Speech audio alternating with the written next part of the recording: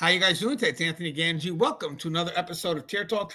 I thought this was a good interview that I found on Court TV. It's about the Brianna Aguilera case, and it is a good interview. It shows another perspective. I just broke this tragic, because it is tragic, incident down. I did a video of it a little bit with Russ, and then I went ahead and carried the rest of the video because he had to leave. And obviously there's a divide. There's a divide between right now the family and its lawyer, and then also the Austin PD. And to be honest with you, as I was watching the video or doing the video a few minutes ago, I started going where the evidence showcases. And I believe that this may be tough, but it may not lead to the answer the family may want. I know a lot of people may be questioning the credentials of Austin PD, but I feel that based on the video that I've seen, that, it could unfortunately be what we don't want it to be. It could unfortunately be some type of suicide or accident. And it's not like we want that to be. I mean, I don't even want foul play. But having said that, what doesn't help us is when you have these two parties being very divisive, and then you got the lawyer in the middle. At the end of the day, we want clarity, but there has to be some working relationship with the lead investigators or the lead investigation and the family. And sometimes justice is just closure. Again, I don't want it to be anything. You don't want it to be a suicide. You don't want it to be an accident. You don't want it to be foul play. I mean, there really is no happy ending to this. But I think this is an interesting case because there are, sadly, two corners here going against each other. But I still think that they both want the closure. One is letting the evidence speak, and one could be letting their emotions speak. But after watching or doing the video and just kind of letting the evidence go through itself, it's hard for me to be 100% against what the Austin Police Department is putting out.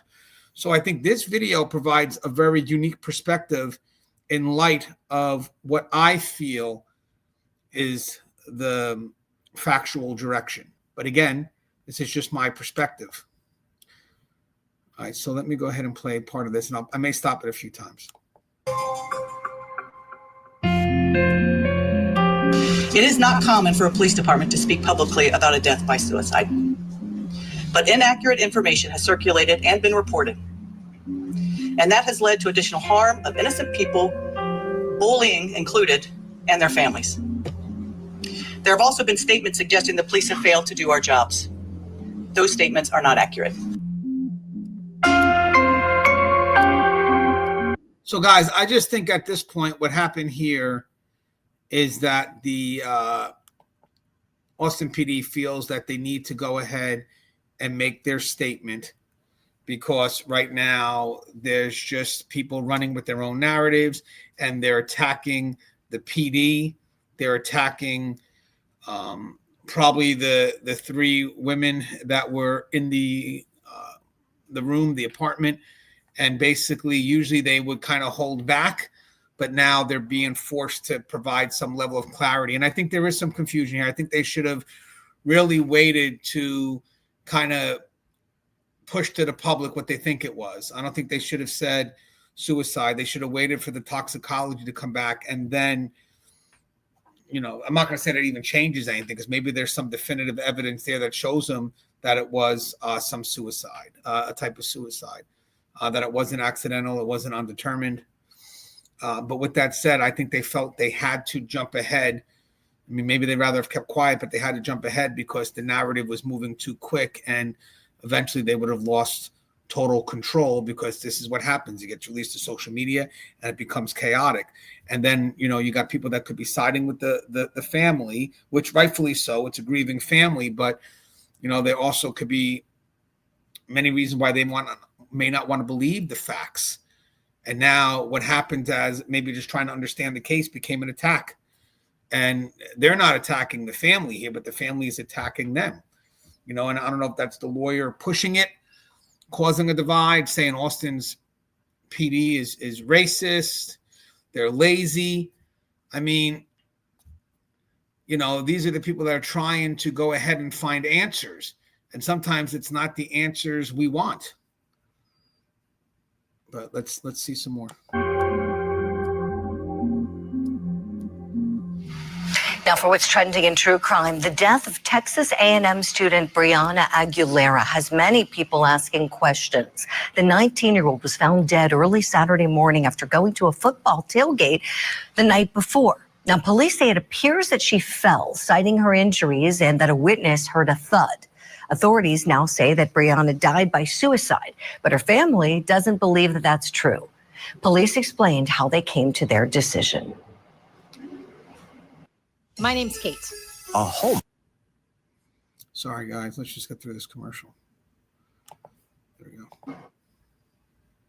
A further review of Brianna's phone shows a deleted digital suicide note dated Tuesday, November 25th of this year. Our investigation has revealed that unfortunately Brianna had made suicidal comments previously to friends back in October of this year. So one, there's context. Now the big question is the time of that note. But it did say it was Tuesday. Dated Tuesday, November 25th. So that's 3 days before the incident. And then that note was deleted. So who deleted it? That's another thing. Because remember, that phone, I'm assuming the phone would have been, we have no reason not to believe the phone was in her hands on November 25th. So that answers one of the timeline concerns I had in my other episode. That's why I wanted to do this video, because it looks like that note was written on the 25th of November. And again, the phone wasn't reported out of her hands until November 28th around 10 p.m. So we have reason to believe that she could have written that note, but then who deleted it? When was that note deleted? I mean, was it deleted after the mother recovered the phone? Was it deleted by who may have had the phone in the woods? But I think that's highly unlikely. Or was there a chance that she could have written this and then decided not to go through with anything? Maybe, kind of, people get emotional maybe. And then she decides, what am I thinking? And pulls back from it. But you could have someone with maybe a mental health concern that we shouldn't ignore.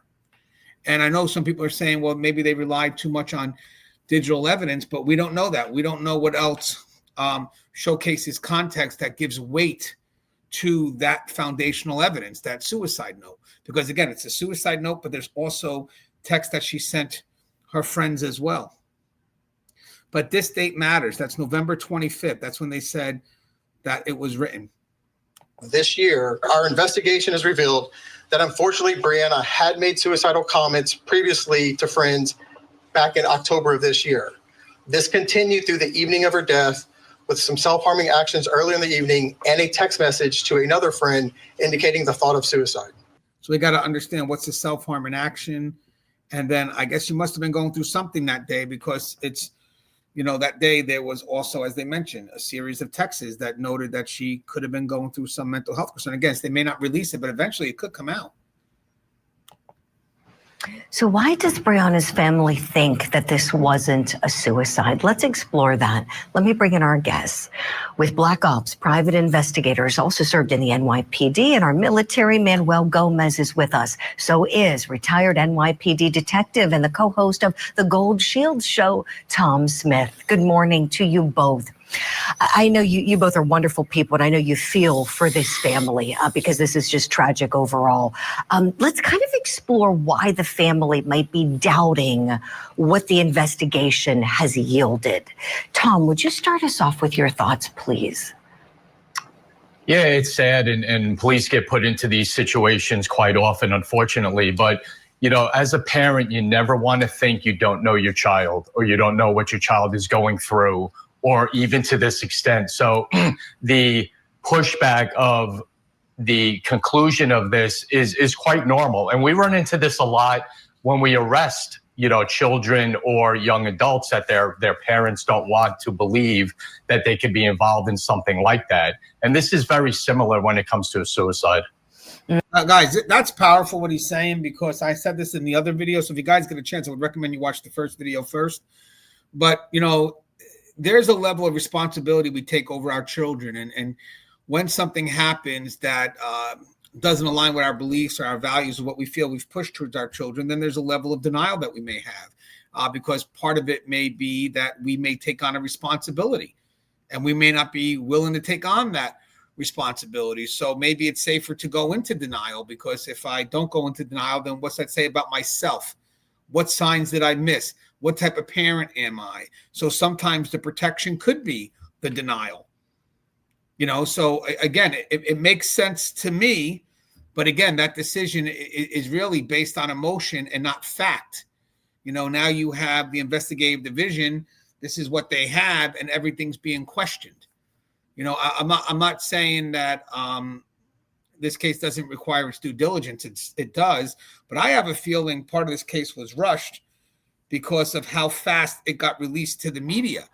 They're trying to do an investigation and maintain its integrity, and then you got someone on the other side throwing it all over the internet in the guise of, we're just trying to get the word out there, make sure she's not forgotten because they're not doing their job. And it's like, well, hold on, because you got to be careful. Once you go that route, it opens up all these other avenues that makes the case a bit more confusing, conspiracy theories and everything. And then all they do is attack the people doing the investigation. So even if they do have definitive evidence, it doesn't matter, because you already attacked the credibility of the people that are doing the investigation. They're the ones that are supposed to interpret the evidence. But now we just went ahead and threw a bit of a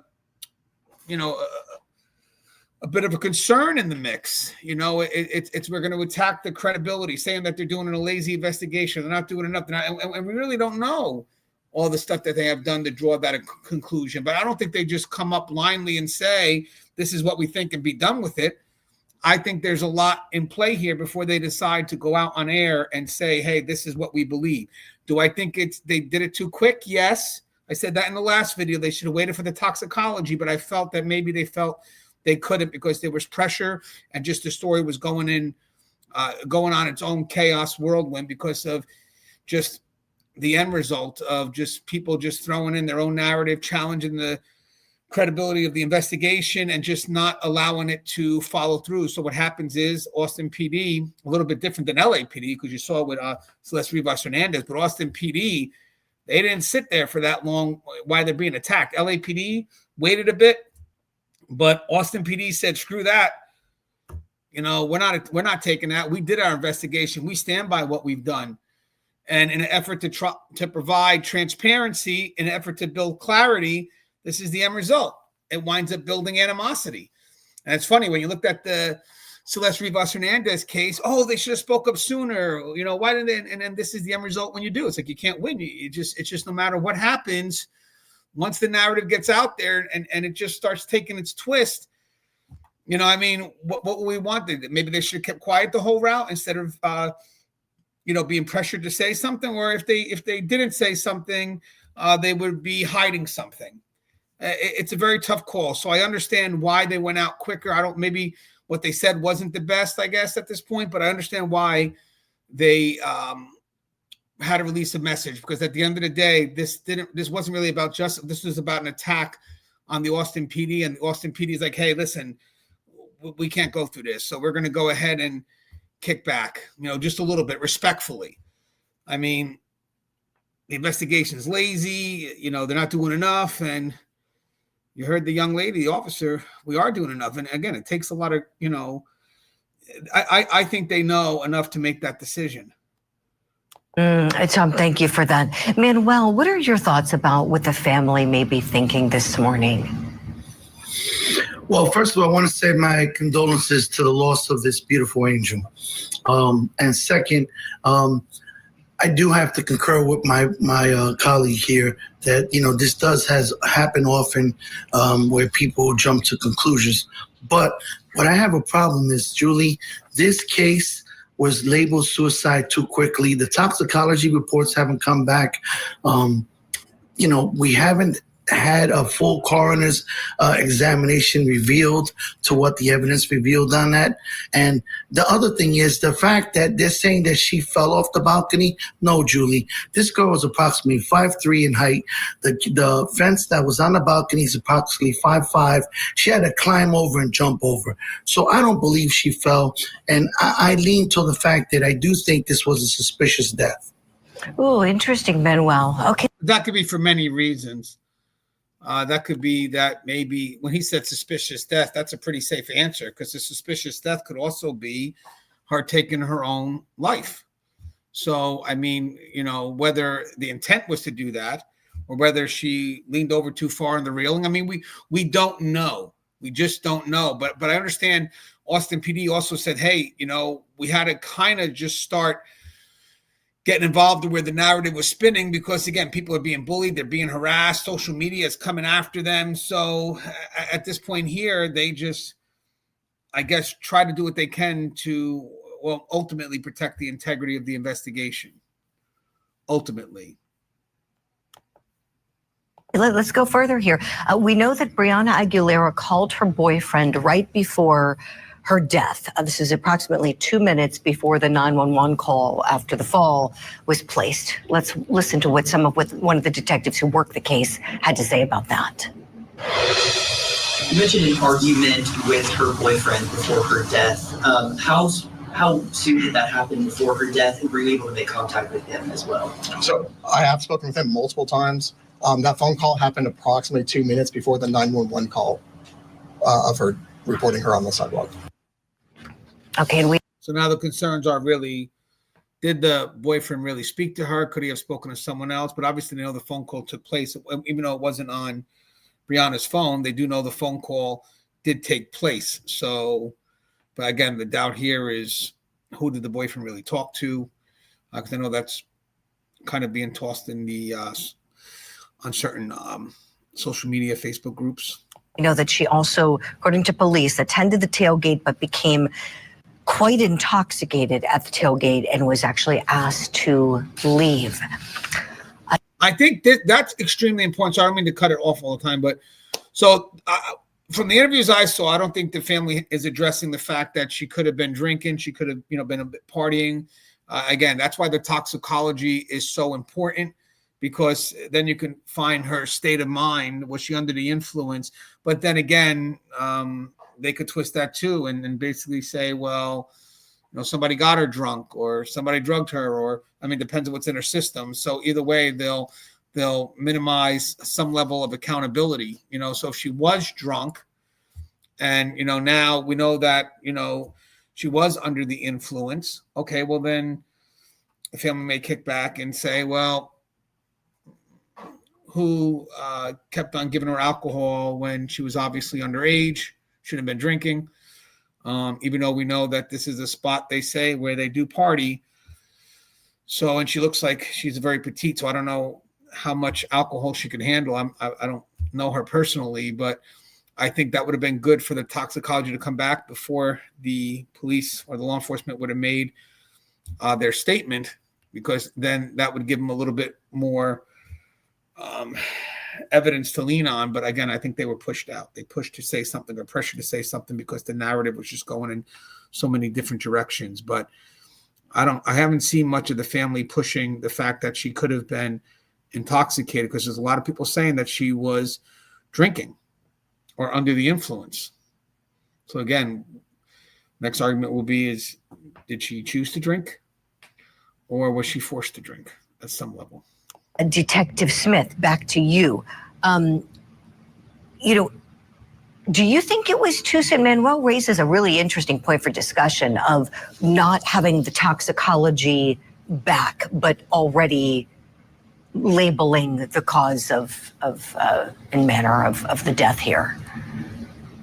Yeah, I think Manuel is absolutely right. You want every part of an investigation to be concluded before you make a statement that it is concluded. And he brings up a great point of making sure it's all done, because you can't go backwards. Once you do a press conference like they just did, whatever now comes up in that toxicology report, they can't go backwards. And that's the sad part of this. They can open an investigation again into maybe something, another piece of information comes up, but you already kind of let the cat out of the bag. And that's very dangerous when it comes to the integrity of an investigation and the police department. Guys, in the video we did prior, when they mentioned that there was, that she could have been under the influence, then they automatically may think, okay, do we have suicide? Because you could still have that, the intent's there and it's voluntary, or could it be undetermined, or could have been an accident? At first, it did get released that it was a suicide or an accident, so there was some clarity there. And then eventually it went to strictly suicide, which obviously the family is not keen on that, because they said they know their daughter and all these other things. Yeah, okay, but if she was on something, I mean, I get you know her, but if she was on something, you know, you don't know how she was in that moment. That's the key. You don't know who she was in that moment. And also, I love the fact that she's a protective mom. I mean, she is a young woman. She's 19. I get the fact that she's a protective mom. I mean, how much do we really know our kids when we're not watching them, especially when we're overprotective and they get that sense of freedom? How much do they actually tell their mom, who they know right off the bat the mother may overreact? Not saying she is, but just a perspective. So again, if you got a lot of people saying that she was under the influence, you know, I mean, I get she had all these aspirations, but that doesn't mean that in the moment she didn't make choices that she wouldn't normally make. So again, I get we may not want to accept the fact that it could be this, but you know, to attack the investigative agency in the hopes that it's not, that doesn't make it right. It just, the evidence is this. And they went on air, Boston PD. And yes, they have pulled back maybe, and I guess they said they're waiting now for the medical examiner to pretty much determine what it is. But they also probably, which they shouldn't have jumped the gun, but they probably saw enough behavior-wise to make that determination that she could have been wasted or under the influence, but they still don't know with what she was under the influence of. Maybe she was drugged. We don't know. And that's what they're going to look to determine. But remember, law enforcement is also, they're trained to look at behavior too, and they could pretty much know if somebody was under the influence or not, but they just may not know what they've taken. But they should have waited for the medical examiner. As I said, I feel that they felt that they were pressured because the narrative was going all over the place. And what they did was they reacted. And I don't think much is going to change. I think when the medical examiner comes out and they know that this is what occurred, then the narrative may change only from the family side. You know, again, maybe she didn't drink on her own accord. Maybe, someone forced this alcohol on her. Maybe she was on a drug that she didn't want to choose, that she was forced to take. Maybe she was overserved, but the fact that she's 19. So we should be questioning a little bit more about if she was intoxicated. That would be unique. How come we're not questioning that? She was 19. This is why we want you investigators on this show to tell us things like this. So, okay, so maybe they're right. Maybe it was a suicide, but maybe this determination was made a bit too soon. So let's go a little bit further with the family. So we know they don't believe it was a suicide. Police seem to have taken a step where they're revealing some more information about the case publicly, but some think in this next clip you're about to see that they were aiming this directly at the family. Let's take a listen to what was said. I want to be clear about a few things. It is not common for a police department to speak publicly about a death by suicide, but inaccurate information has circulated and been reported, and that has led to additional harm of innocent people, bullying included, and their families. There have also been statements suggesting the police have failed to do our jobs. Those statements are not accurate. I understand how grief and the need for answers can raise intense emotions and many questions. But sometimes the truth doesn't provide the answers we are hoping for. And guys, I want to mention something. This is said at a public conference. It's out there for the public to see. I would find it very hard to believe that they're not leaning on something foundational for them to decide to release this. They may not have the medical examiners to support what their claim is. But with that said, they must have something. And they're just not releasing it just yet. Again, it is an investigation, and we talked about this in another show. Sometimes when you have investigations like this, you don't release everything right away. And sometimes you got to tell the family, just hold on. But sometimes when you expect the family to wait, as hard as it may be, you want the family to wait, but they may not wait. And all of a sudden their narrative starts running. And now, unfortunately, at this point, the narrative took hold. And now it forces Austin PD to jump ahead as opposed to really waiting it out and getting something definitive. So again, I'm not mad at them. I think they felt they had to react because they were getting bastardized. I don't know if that was led by the lawyer or the family pushing the lawyer.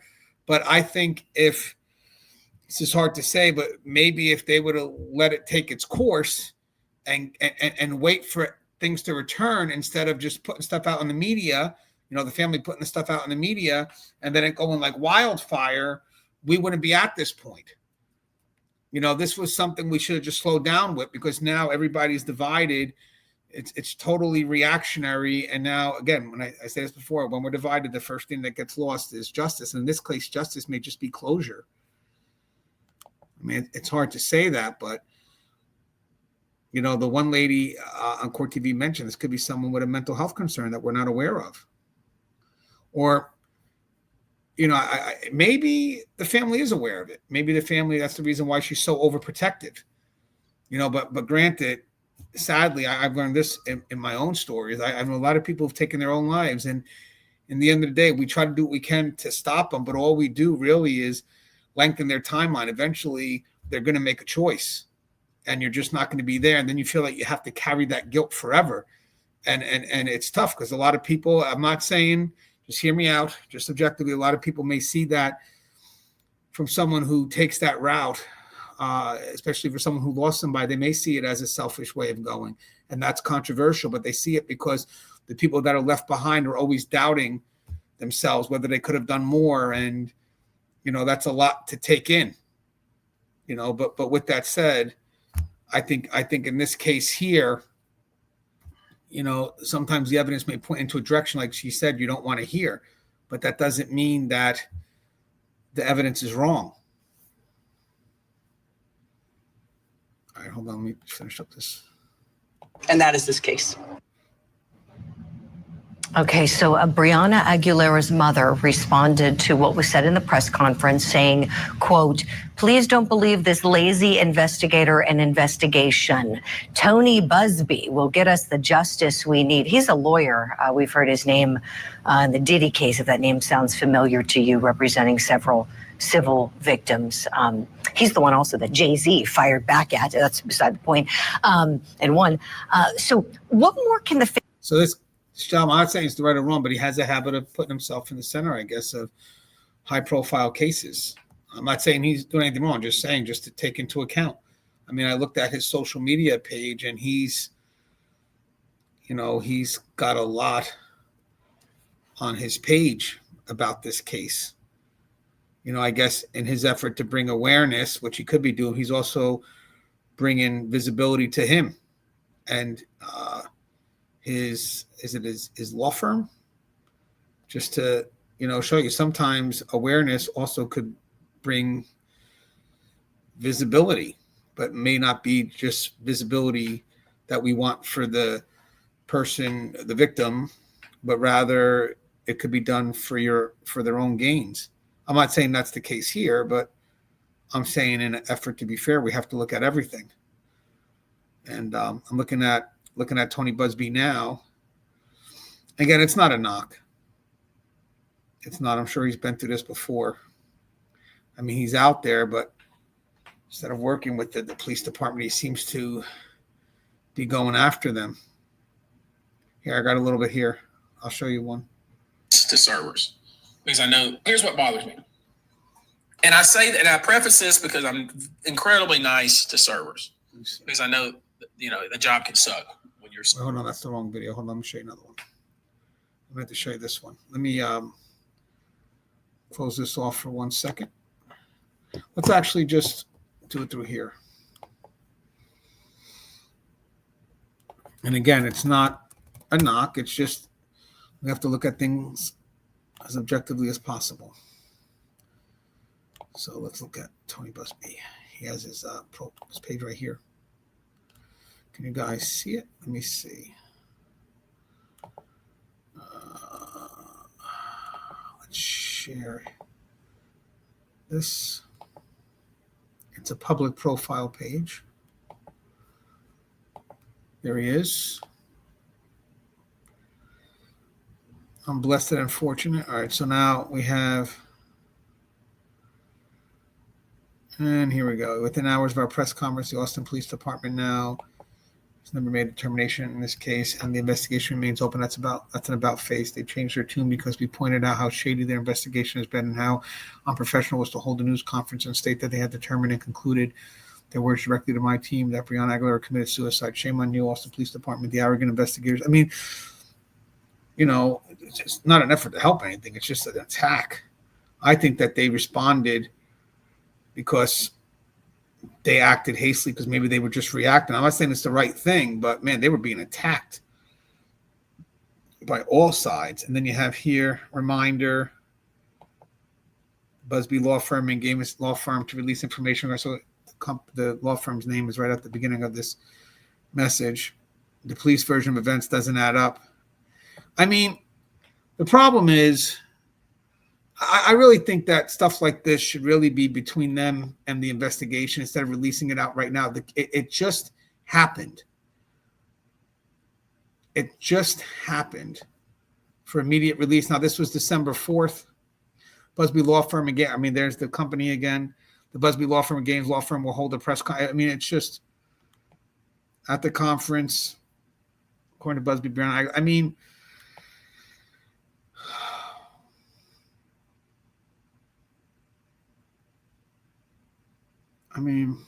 is it awareness for her? Is it promotion? I really don't know. I don't want to attack a lawyer, so I don't want to be sued. But you guys can make judgment. For me, I just want to resolve matters. I would meet with them and explain the concerns. And I have a feeling Austin PD may have reacted too soon. I get it, but they were being attacked. I mean, look at this. You know, they're just being attacked, saying that they're lazy. I mean, that attacks their credibility, and people have to trust them to do their job. So I think they had to come out to save face. And I know a lot of people aren't big fans of Austin PD, but how do we know that some of the stuff we feel that we don't like hasn't been twisted for us to build some bias understanding? It may not even be our thoughts that we really feel, but rather what's been implanted. All right, let me so again, it's not an attack on him. I don't want to go that route. I just try to bring awareness. That's all. Make sure we're thinking for ourselves. Family do here with this case, if they're dissatisfied with the result. We know that it's tough being an investigator. It's tough being a prosecutor because sometimes people just are not happy with what they're being told. Even if it is the truth and it's 100% true, they just don't want to believe it. So they want to go another route.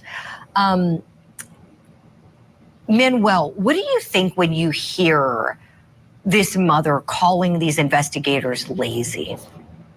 If you live in a New Jersey zip. Sorry, there's another commercial. It's a great question that she just asked, though. She also said they were prejudiced or racist.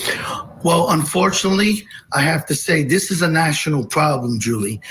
Thousands of mothers every day across the United States go into police precincts and report children missing, and they don't do anything immediately. And as I said on Court TV before numerous times, we have to revamp our Amber Alert system. Hey guys, remember in the first video we did, she said she called law enforcement multiple times, but gave no times, no dates, very general. But law enforcement came back and said, we got a call from her 12:50 the next day, 12:50 p.m., very specific. I'm not saying the mom is lying or not, but generalities are hard to prove, but they came back specifically and said, we only got a call at 12:50. And then somewhere along the line, I'm sure that they can prove that, but she's saying that she called multiple times, very general. And again, it's hard to prove generalities. Next question would be, when did you call? What time did you call? Who'd you speak to? But to sit there and say that they weren't doing nothing, guys, when Brianna fell and the call was made soon after on the 29th, early morning, what was it, 12:56 or something, EMS, they already had gotten on top of it. They were interviewing, they were trying to piece together. So they were also trying to figure it out. They were rocking and rolling, they were moving forward. So if the only call they got was at 12:50 the next day, they were already in the process of trying to figure out who the girl was from that morning before. So they were already rolling, but then I guess she's saying that she made phone calls the night before, were concerned, but they're saying the only call that they got, and they're specific about it, was the one call from the mother at 12:50 at that time. And again, they're specific. She's general. I've learned in my world, listen to the specifics, because the specifics can be proven. Generalities are tougher to prove. That's why some people say it. Lawyers speak in generalities. And guys, it's not an attack. I know right now it's coming off that it is, but I have to go where the direction takes me. Eventually, if it goes somewhere else, it goes somewhere else. But right now, this is where I feel it's headed. So when a mother comes in, like this mother did, she came in there hours before the death of her daughter and said, listen, she's missing. I can't get in contact with her. And see, we don't know that for a fact, because the Austin PD saying they only got the one phone call at 12:50. And that's pretty, they're specific. And I find that to be tough if they wanted to lie about it, because there'd be proof if there was other phone calls. But then the other person, the mom said, I called them multiple times. Well, what's multiple times? Who'd you speak to? And what did they do? They did nothing. So I can't really call Austin Police Department lazy. What I have to call lazy is the entire judicial system of police departments nationwide, because this is a nationwide problem.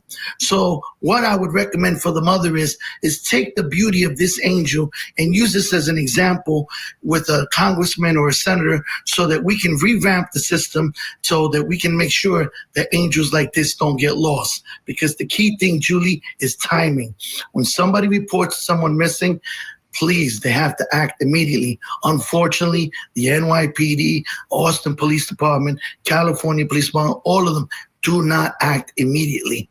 And this is something that I experience every week as an investigator. But again, we don't know when they were officially notified. I mean, I know the mother said multiple times, but they're saying the one call at 12:50. The next day, 12:50 p.m. the next day, almost 12 hours after the incident, or a little over 12 hours after the incident. Oh, I appreciate you sharing your sentiments, Manuel. Certainly, we feel terrible for this family. I mean, it's just awful this death has occurred. Tom Smith, let me go to you on the mother's sentiments, lashing out. They're turning to this civil lawyer, hoping that he can, quote unquote, get them justice.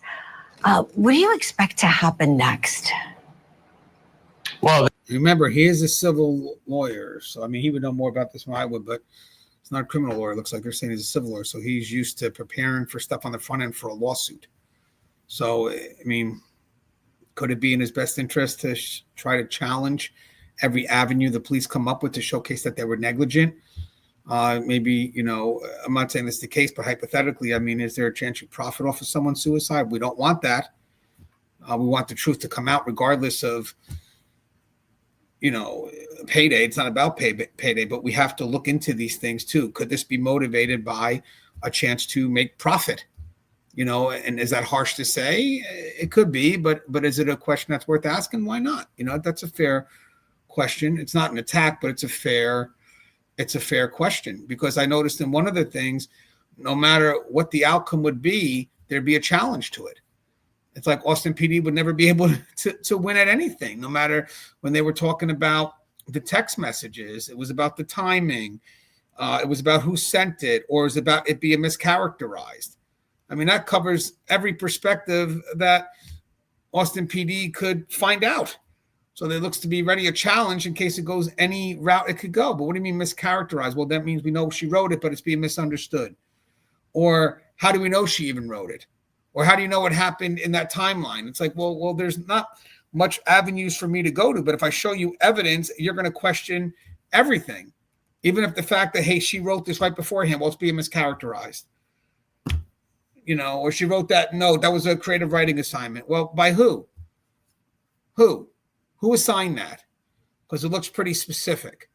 And now we have the date on that. It's the 25th, but it's like whatever side, Austin PD may discover with the evidence taken them, there's going to be an argument against it.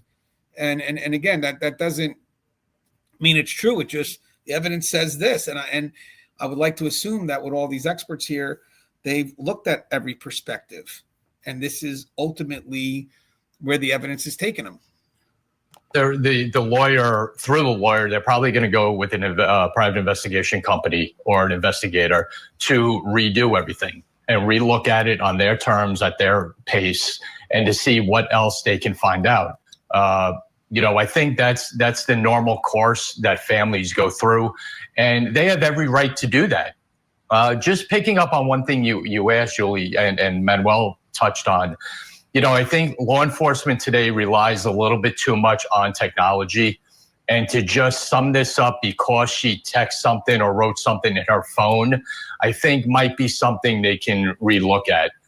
Just to conclude with that, because of a text message or something that was deleted on a piece of technology, I think might be a rush, as Manuel said earlier. Yeah, that's an excellent point, Tom.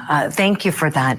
Yeah, this is so tricky. I mean, this is not cut and dry, and I feel for that department. When we heard, I'm presuming it was the chief of police saying that we don't typically comment on a suicide case, but we have to in this instance because of all the false narratives. So I give her credit because, to your point, Tom, in this digital age, people can write anything, say anything, and, the people that are really in the know, if they're the ones that know the truth and they're not speaking out, then, what do they say? A lie can get halfway around the world before the truth can get its pants on.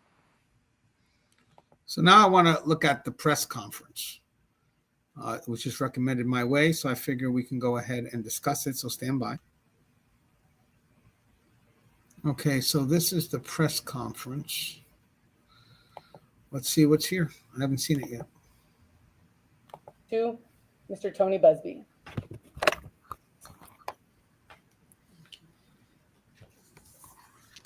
I want to introduce you all to Stephanie Rodriguez and Manuel Aguilera. Now, I saw on social media some comments about the lawyers that are involved here. One recurring comment was, he gets paid either way. I want to make sure we're clear on something. We don't get paid either way. We're doing this for reasons more than money. This family lost their daughter the day after Thanksgiving. Maybe that's the case, but they also have exposure. But again, just want to be fair, putting something in there, but you guys make your own opinion. But it may not be about the money. It could be about exposure too. But it's a high-profile case. I mean, what other cases has he taken that may not be so notable? Maybe he has. I don't know. But again, this is a high-profile case, or became a high-profile case.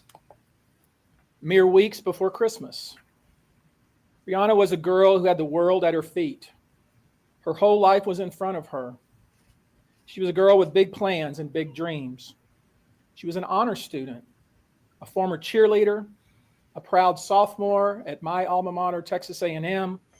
She was a political science major and wanted to be a future lawyer. I just found out from her mother that the last time I spoke to the Pre-Law Society at Texas A&M, Brianna was in the audience.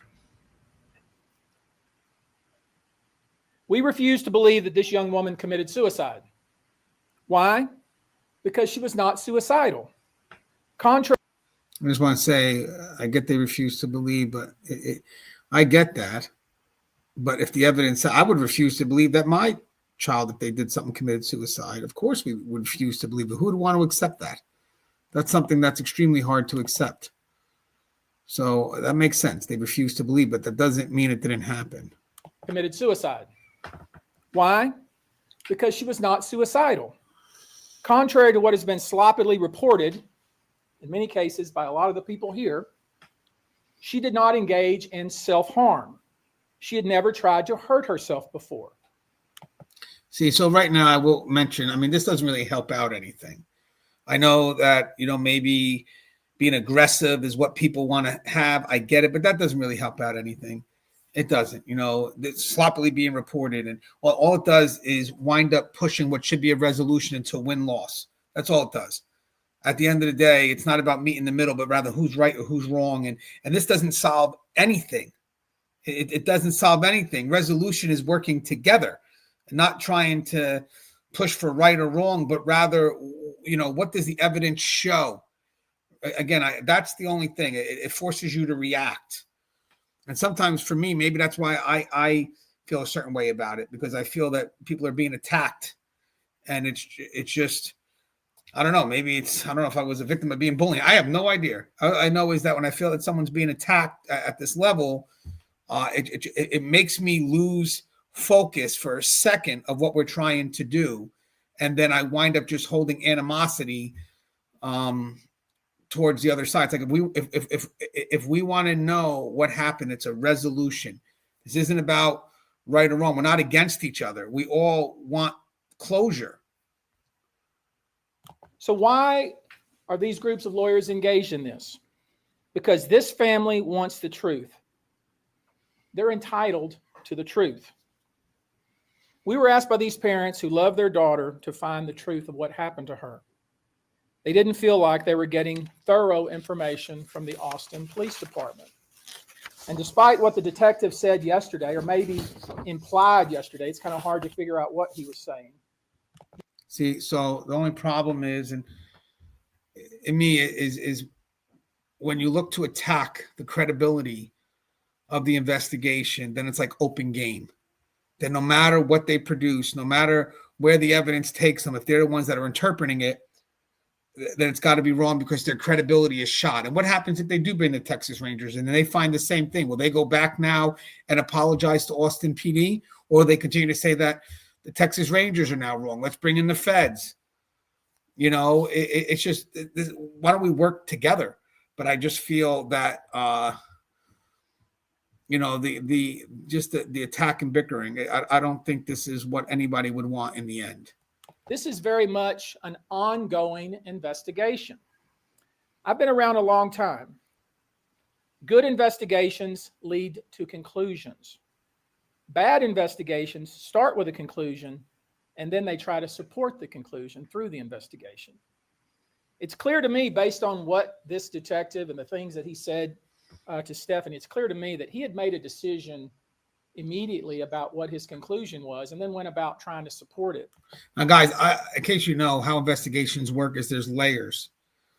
And obviously the prosecutor will be involved as well, but there's layers. It's not just one person reviewing it, because they know sometimes things could become biased and you get so stuck in what that narrative may be, or the narrative that you're trying to work on, that even when the evidence goes the other way, you may still want to try to force fit. That's why you have different layers, because they even know, even objective investigations, people could get connected to a certain path and not see other avenues. But with that said, the layers are usually involved within the investigative division.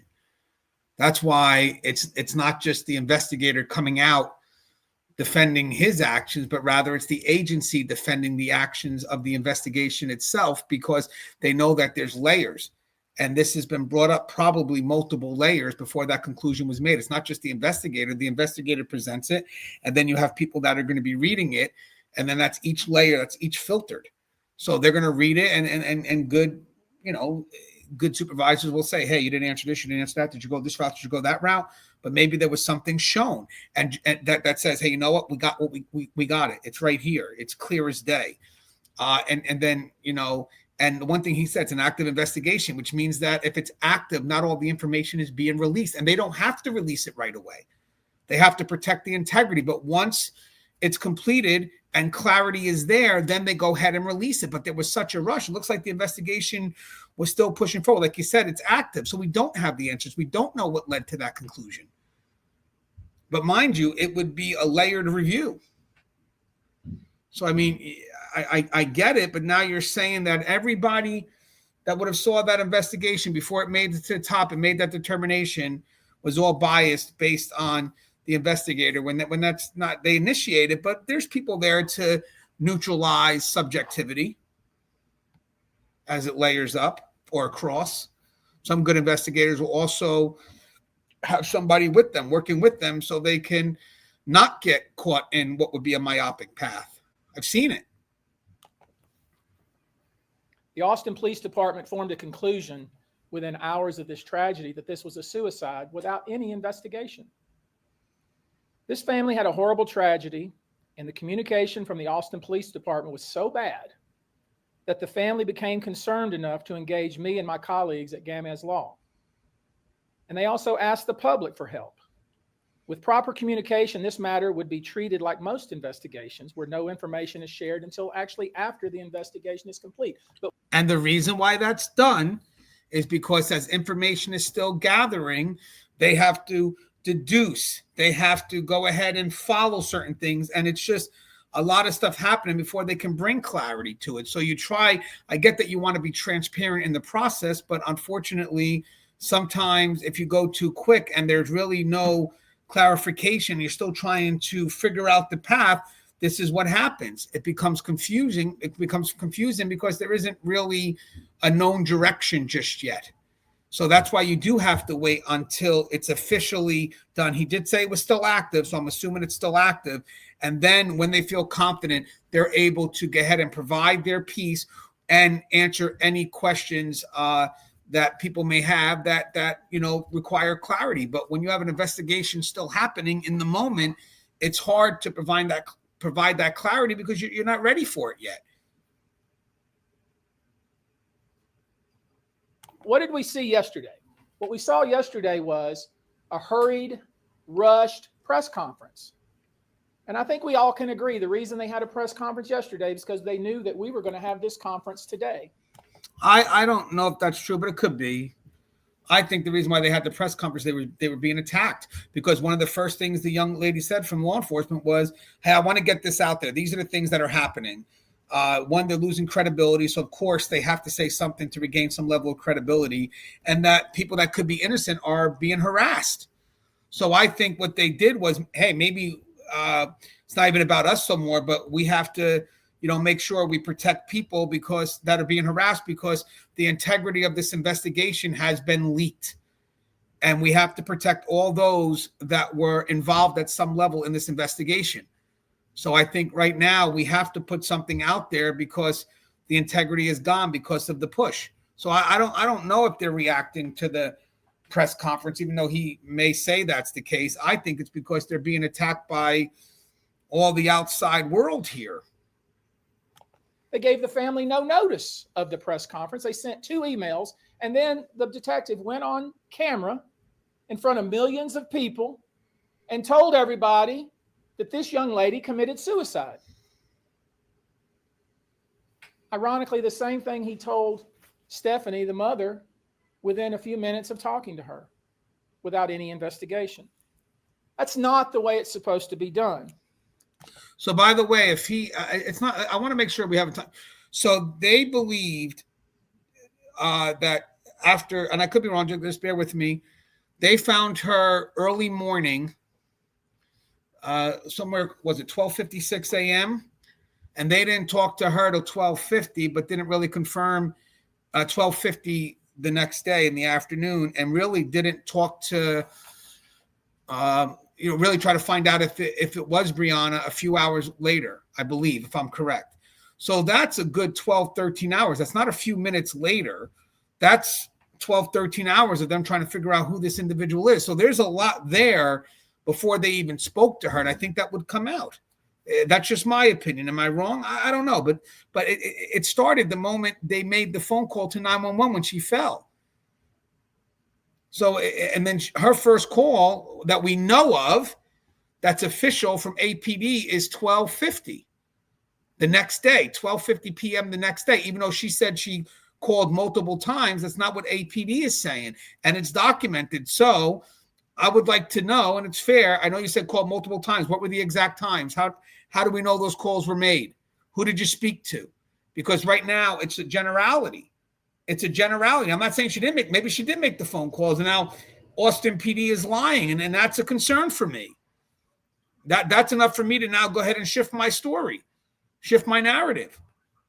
But they're adamant that it was this one time that she called, was at 12:50, which means 12:50 p.m., which means that for 12 hours they were asking questions and investigating the matter. So it wasn't minutes if you go by the 12:50 timeline of the next day. The family had dared to ask questions about what was going on and what had been learned by the investigation, was then punished with leaks to millions of people from the Austin Police Department, to the detriment of their daughter and to their daughter's memory. So we were hired to assist this family in finding the truth, and we've been doing that. But everyone knows that investigations are supposed to remain confidential until the investigation is complete. And why is that? That's because you don't want to tamper with potential witnesses or scare off witnesses or create a false narrative or color witnesses' interpretation of the facts. Everything that detective did yesterday, that's exactly what he did. Now that's based on what? Based on what? Now I hope if this turns out that Austin PD is accurate, and if they, if I was Austin PD, I would give it to whoever they want to give it to, because I'm sure they're confident in their facts. Then when this is all said and done, not that you want to do this, but the investigator or the agency goes back and challenges them and maybe puts a lawsuit against them for attacking our credibility, if that's the case. So I would actually invite, if I'm confident in my work, then you can have someone come over and oversee it then. So I'm okay with that. If you don't believe me, you want a second opinion, take the second opinion.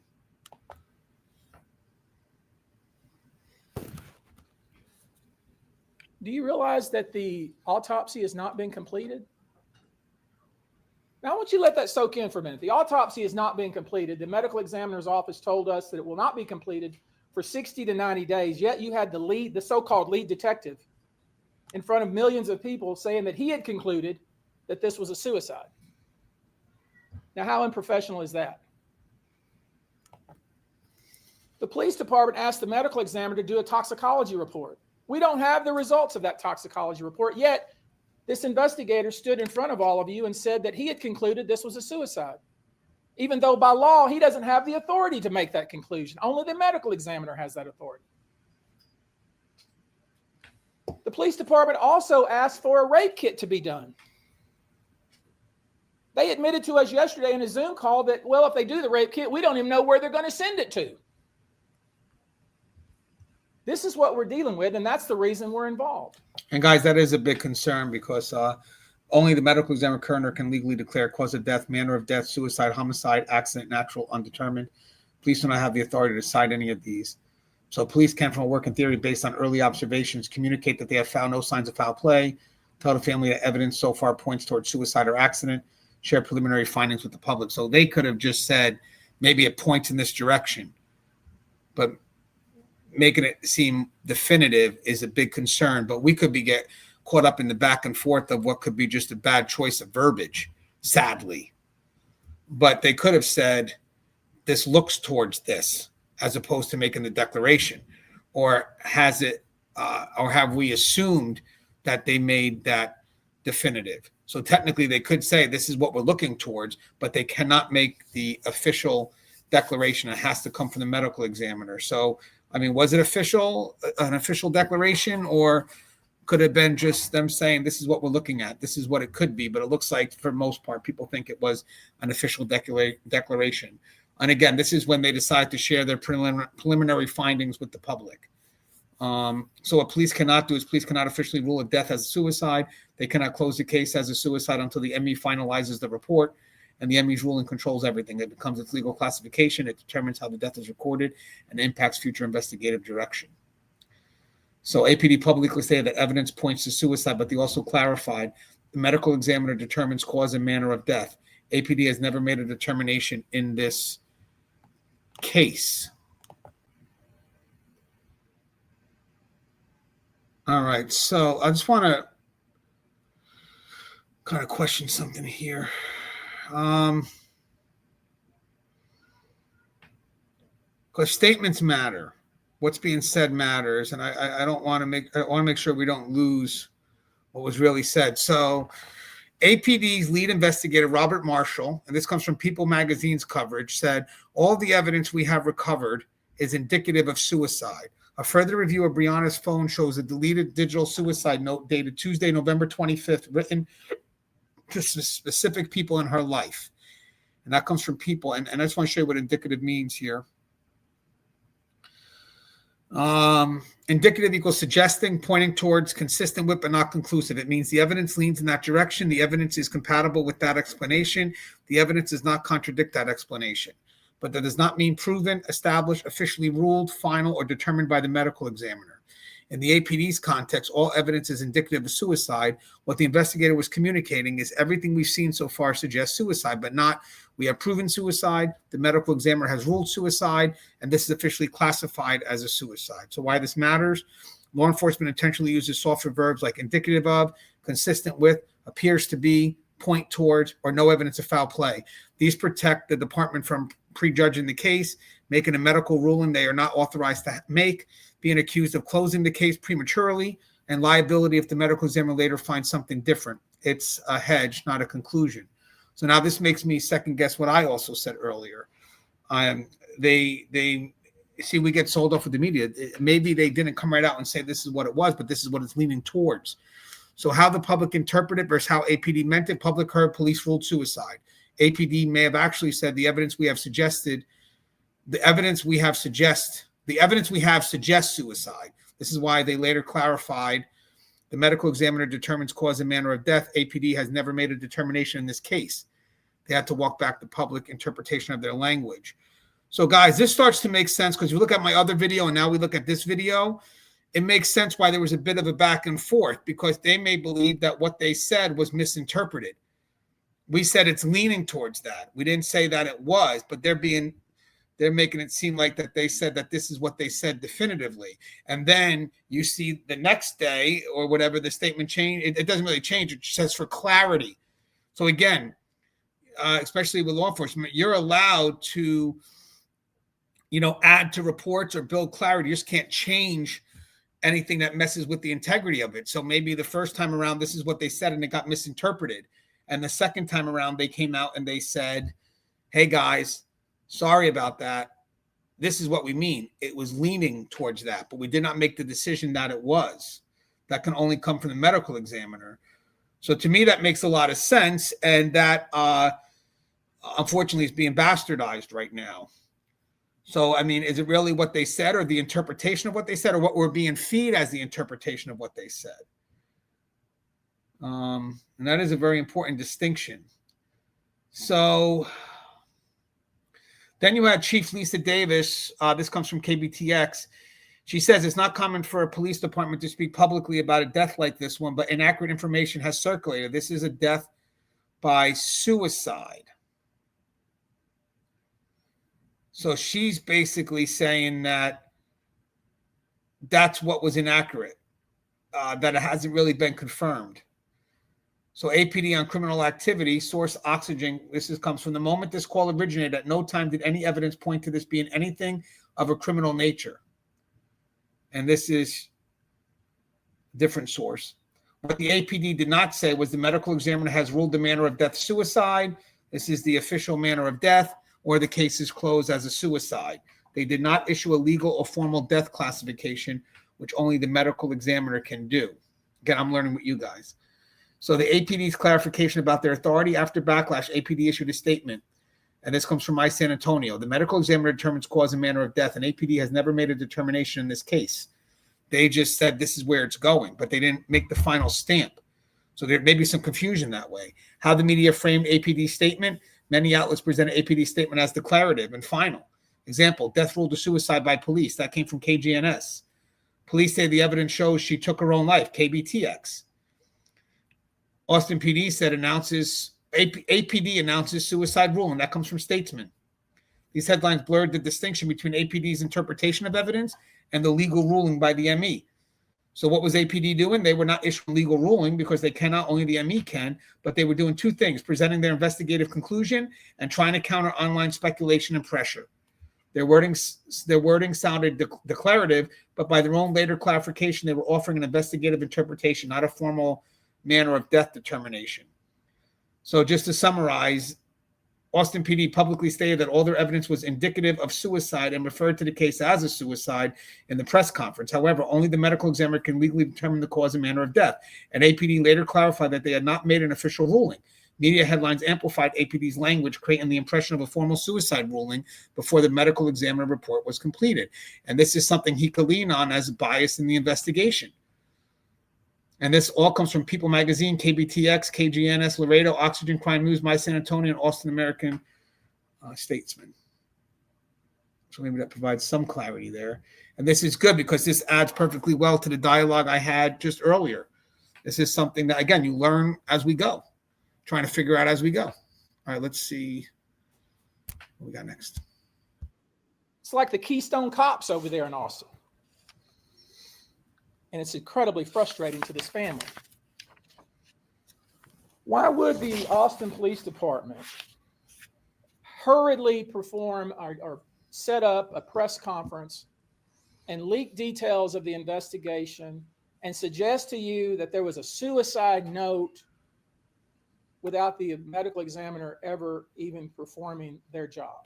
Wait a second. So he said suggest. Now he changes his words. Because before it was like a declaration. Now it's they suggested. Okay, that's because it's tentative and they're trying to tell you what they're leaning on because there was pressures probably to release something. I would like to have had them hold on to it a little bit longer. But again, it looks like they were pressuring them. This is the result. And now they're challenging them for releasing it.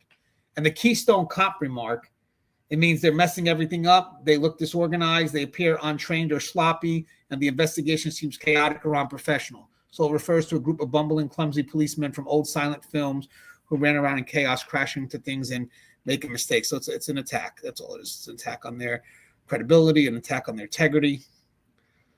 It's just, it's interesting. Okay, let's continue. Why would they do that? Now, what he told us, I'll tell you what the investigator told us. He said, oh, my goodness gracious. The witnesses are getting death threats. I said, from whom? Why? No answer, because it's foolishness, absolute foolishness. And it's that kind of conduct that caused the family to try to find somebody separate from the Austin Police Department to investigate this. We don't have a toxicology report. We don't have a rape report. We don't have a cause of death. And none of those things, don't put that on top of that. None of those are conclusions that a police detective, a corporal, can make. He doesn't have the statutory authority to determine the cause of death. And I'm surprised that none of you even asked that question. I don't think they were making it. I think they were just, as I said, stating where the investigation could be going. And I think it got twisted to that. Now he's playing into that narrative. And even if it was simply said wrong, the next day they cleared it. The next day they said, hey, this may have been taken out of context. So I don't know. Do we want to continue to harp on that? He gave you an opportunity to ask questions. Not one of you said, hey, wait a minute, detective. When did the state of Texas give you the legislative authority to determine cause of death? I thought only either a JP, if there's no medical examiner, or a medical examiner could do that. Is that what the medical examiner has done? He would have said to you, no, actually, the medical examiner hasn't even completed his autopsy. But none of you asked that question. You just bought everything that he said, hook, line, and sinker. And then you published your most of the things that I saw on Instagram and the newspaper were cause of death determined. Young lady committed. So actually, this is actually going in our benefit. He's basically in some level saying maybe they ran without clarity. But yet just before that, he stated that they made this decision, that APD said this, made that decision, and it's not in their position to make that decision. But then now he's attacking the media for running with it. And this is a potential, could be for a lawsuit, right? I mean, I'm just saying, maybe that's what he's doing. Attacks negligence and misinformation on one side, then attacks the media, for how they reported it. And this eventually caused suffering to the family because what about if she didn't commit suicide? And then now it's being put out there as if she did. So I feel there's two things here in conflict. First, they shouldn't have said it, and then the media reported as if they, as if that was definitive. Well, you just said that they said it was definitive. So the media is only reporting what they feel was said, even though we know the media took a spin on that. So technically, if anything, I wouldn't put it on APD. I'd put it on the media and say APD may have said something that was misinterpreted or said in error. That's why they came out and they cleared it up, because you're right. A lot of media, they interpret it their own way. And unfortunately, this is the end result. It's the end result. But this is what happens when we rush for things without clarity. But you're attacking. I feel now there's an attack on both, when at the end of the day is maybe what APD said was misunderstood, and the media ran with it as they always do. And that's why APD had to jump ahead before it went that route. Because now imagine if they didn't correct that and it was wrong, or that interpretation. They could have left it that way. But then if the interpretation went as a wildfire, then they would be held responsible. So what did they do? They made an effort to go ahead and stop that from, creating this big wildfire. So I'm okay with that. They try to put a stop to it before it spread, because if they didn't, they would have got them and said, well, you did nothing. No, they realized that what they said could have been misinterpreted, and they try to get ahead of it. So it's like you're attacking both sides. It's suicide. That's irresponsible. That's irresponsible. You should not do that. You should say, wait a minute, detective. How many times have you been written up and reprimanded? Detective. Wait a minute. When did you have the statutory authority, detective, to determine cause of death? Detective. That's your job. Now it's my job. The public dissemination of information by the Austin Police Department during an investigation, the way it was done yesterday. I want to add one more thing, guys. When they attack and it goes against the credibility, what could have been wind up, I would hope APD doesn't settle, because when you settle and stuff like this, it's kind of like I agree with what everything's being said. You're not just settling the case, you're settling everything that's being brought out. So for me, this would cause the agency to want to fight back a little more respectfully. Again, the agency will not lose track of the closure. They're gonna do what's right ultimately. And if you want the Texas Rangers in, I would invite it if they can. But in the end, this is only going to cost them to push a little bit back, because at the end of the day, even if we do agree, what am I agreeing to? Just these attacks? Is unethical, unprofessional, incredibly damaging to an objective, unbiased investigation. And it's also damaging to the memory of this child. All this family is asking for is a thorough, complete, unbiased, open-minded investigation. That's all they're asking for. That's what any parent would ask for whose child went to college, went to a game, lost her for several hours, and then find out hours and hours later that she supposedly jumped off a balcony. And with just a few questions, a few pointed questions, quickly figure out that these investigators, this so-called investigator, did not know what he was talking about. I mean, I'm assuming I would go from the time frame of when they found out that this could be her daughter, and then count the time from there. Because again, I believe they took some time to figure out who the young lady was. So you can't just say it was 12 open. It wasn't. That's a little bit misleading. It would be when they made the determination that this was her before they tell a family the wrong information. We're going to get into that. You can't close a case before you even have the cause of death from the medical examiner. Period. Full stop. You don't have that right. You don't have that authority. We have to get this right. This is not just for this family. This is for any family. You have to get this right. You can't close a book in the middle of reading a chapter and say that that's closed and it's over. That's not how it works. You can't misclassify a death like this. When you misclassify a death, you're planting a lie in the soil where truth should grow.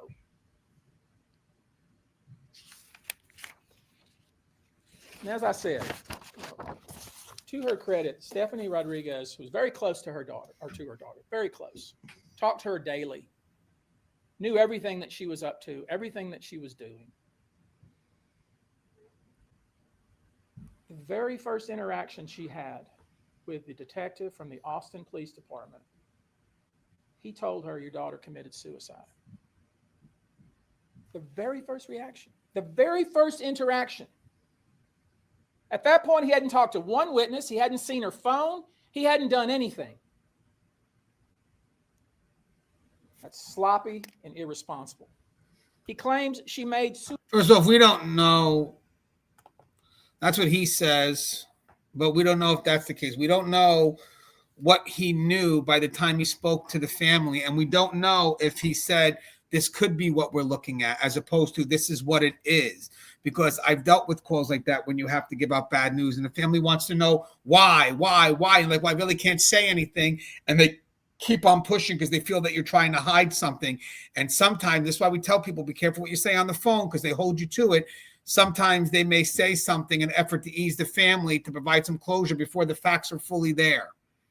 But that doesn't mean, which I maybe if he did say it, he shouldn't have said it, but that doesn't mean that there was no credibility behind his statement.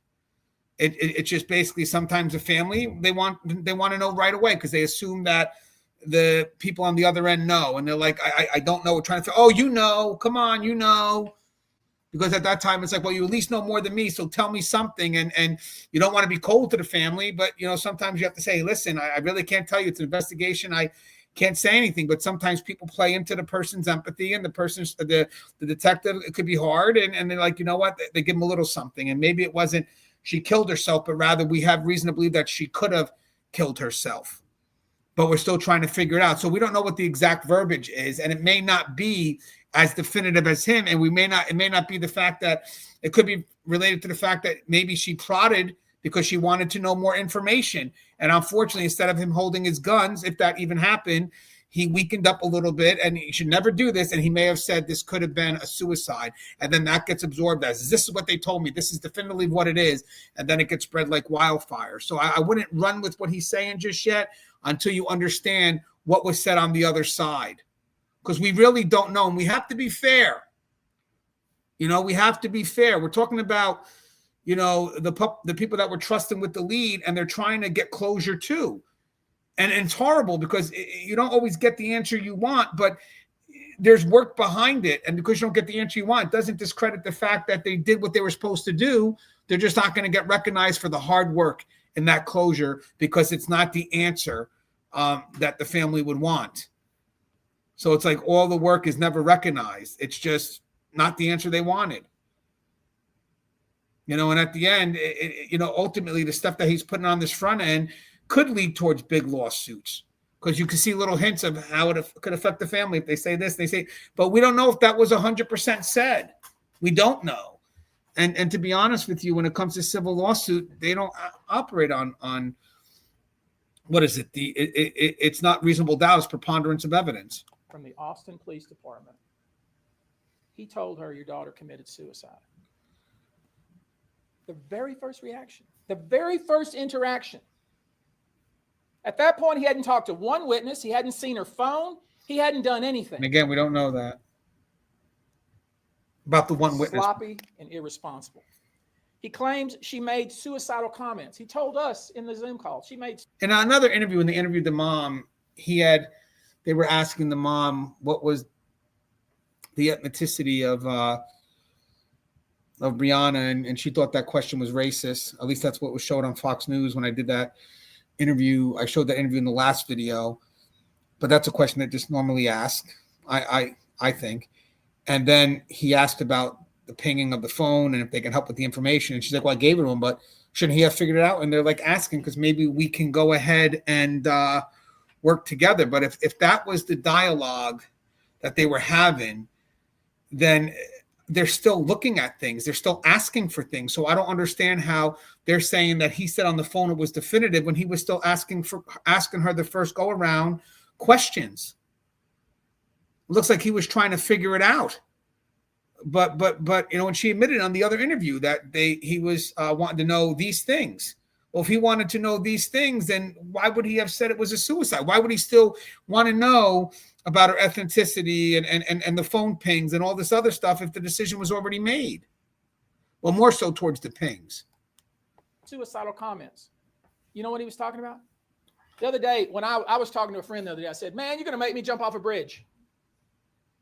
That's what he's talking about. You don't know that. You don't know that. You don't know that. The only people that would understand the depth of what was on that text or that note that gone missing is the person who wrote it. And maybe to some level, the person that received it based on the context of how or when the message was delivered and the meaning behind the message. But you don't know that. And to be honest with you, be wary of that. That's why I don't take superficial messages like that. I do. Hey, what do you mean by that? You know, it's not, I don't think that's something that should be taken lightly. And if I don't know the person, if I don't know who that person is and I don't have context and they say something like, I'm going to jump off a bridge, I got to figure out, you know, if that's plausible. And I don't dummy down it as, oh, that's just what they meant, because I don't know the person enough to draw that conclusion. So law enforcement acts on universal precaution. You're going to have to assume that the person meant that, because there's no other way to determine that they haven't, at least from that person's perspective. And I'll be damned if I'm going to minimize it and then something happens. So my first reaction would be, I'm going to make that assumption that could be the case. And I'm sure that when they talk to some friends, there was some context provided within the moment that the friends may be more aware of. Because I'm not saying mom doesn't know her daughter, but, you know, again, if you have someone that's overprotective, maybe hypothetically, maybe she's not. Just hear me out, just a perspective. There's a lot of things that the daughter may not tell her, but the friends may be aware of it. So we can't minimize her friends, their level of knowledge of who Brianna was. They may get a little bit more of an uncensored version of Brianna. And we're not bringing, it's funny how no one's bringing up the intoxicated, that she could have been intoxicated at 19. Because again, even if we have the fact that, oh, I know my daughter, she wasn't, so I get it, but there's still reason to believe that she was intoxicated. You know, behavior could look like she was intoxicated. So it's not definitive, but her behavior from what we saw looked like someone that was intoxicated. Plus, we have witnesses supporting that, some circumstantial evidence that she was drinking. She was kicked out of the tailgate party because she was intoxicated. So there's a lot there to provide context, but that's not being mentioned here. We have to be fair, because at the end of the day, it's about what's right. Silliness like that. It's not silly when you say those words. He later claimed she was making those kinds of statements on the day of the night that she died. If that's the case, why did their friends leave her out on the balcony by herself? Well, the friends said they didn't know she went to the balcony. So that's not an accurate statement. The friends clearly said that they didn't know she went to the balcony, that they didn't hear a door open. That's not true, and you can't lean on that. That's true, because it's not true.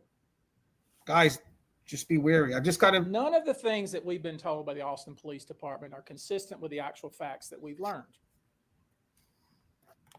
Actual facts that they've learned as opposed to being discovered. Remember, the lead investigation, they're the ones that are discovering things and letting the facts show them, letting the evidence show which way. They don't know everything.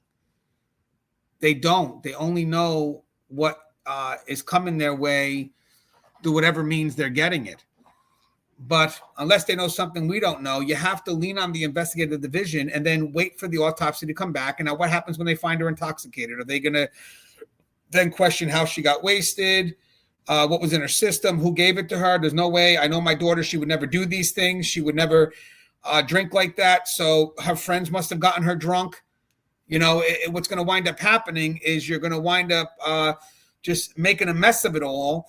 Because we're going to look to shift blame or minimize accountability when at the end of the day, you could have someone that clearly from many said that she was wasted. Maybe it seems like there's a lot of witnesses, but I don't see them mentioning anything like that here about her being intoxicated.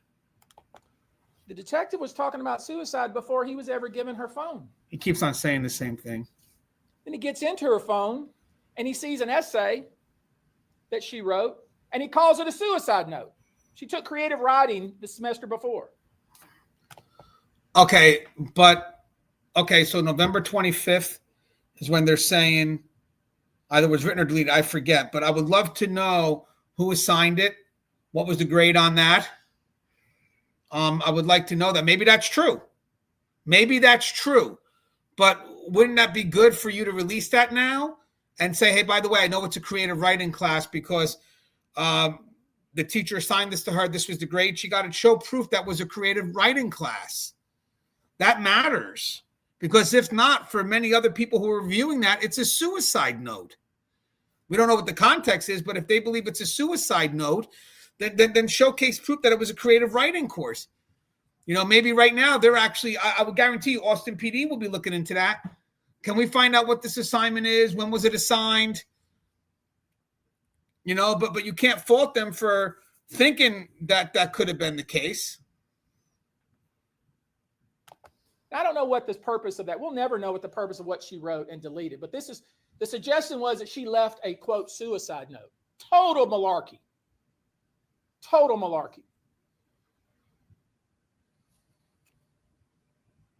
There's something she wrote on the 25th. She talked to her mother on the 25th. She was with her boyfriend on the night of the 25th. Well, even if it was a creative writing, let's say that is the case, and there were some dark things in the letter.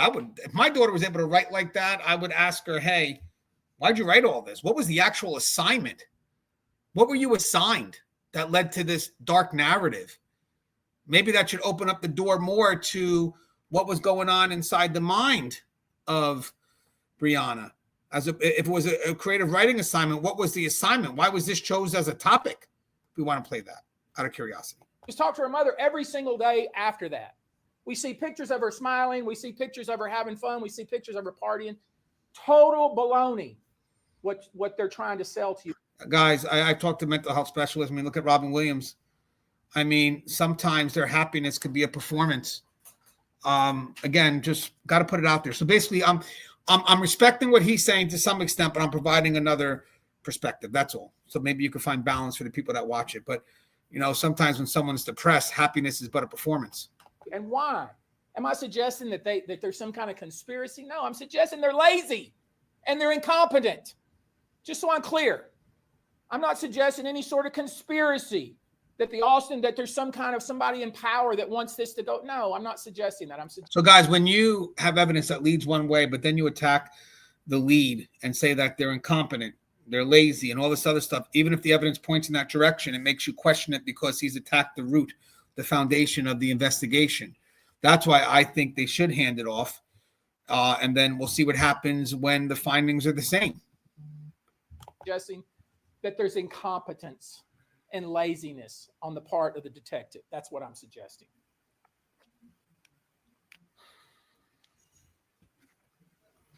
The suggestion they've made is she wrote an essay, because it's not a note. She wrote an essay on the 25th that she deleted. And then she goes and kills herself 4 days later. This is their logic. It's really ridiculous. So, a few things they didn't bother to even explain. I don't even know what they did, honestly. I know what we've done. We sent someone to the apartment. We had someone take the dimensions of the apartment. We had somebody measure the railing and the height of the railing. We know how tall Brianna was. She was 5'2". The railing's 44 inches. You don't fall over it. There's no furniture out in the balcony. There's nothing to climb up on, to jump off. Anyone that's on that little balcony, it's literally as big as this. It's a little bitty old balcony. And there's a window just like that you can see onto the balcony. The apartment is like a dorm. It's very small. There's no way you can be in that apartment and hide. If you're in the apartment. Yeah, that's gotta be careful with the word no way, the absolutes. That's if somebody wants to do it, they're gonna find a way. I don't like the fact that people say no way. If everybody was wasted, who knows? Maybe when they fall asleep, I could perfectly hide. No one's gonna know I even exist if they're out cold. So I don't like the no way because it's absolute. When listen, I work in a prison. I can tell you no way inmates are gonna bring contraband. It's locked down, but they're gonna get contraband. I don't like no way because no way kind of limits possibilities. And I've seen possibilities from the most innovative of people when they feel trapped. So I don't like the word no way. And also that railing, I get it. It's high, but I don't want to say there's no way she could have went over because she could have leaned over, fell over, or she could have climbed. We don't know that. I mean, she looked to be an athletic girl, but she was also intoxicated. Or could have been intoxicated. I don't know why they're not arguing about that. Like, I would lean more on there's no way she could have climbed up because at that moment we were told that she was intoxicated and could barely stand.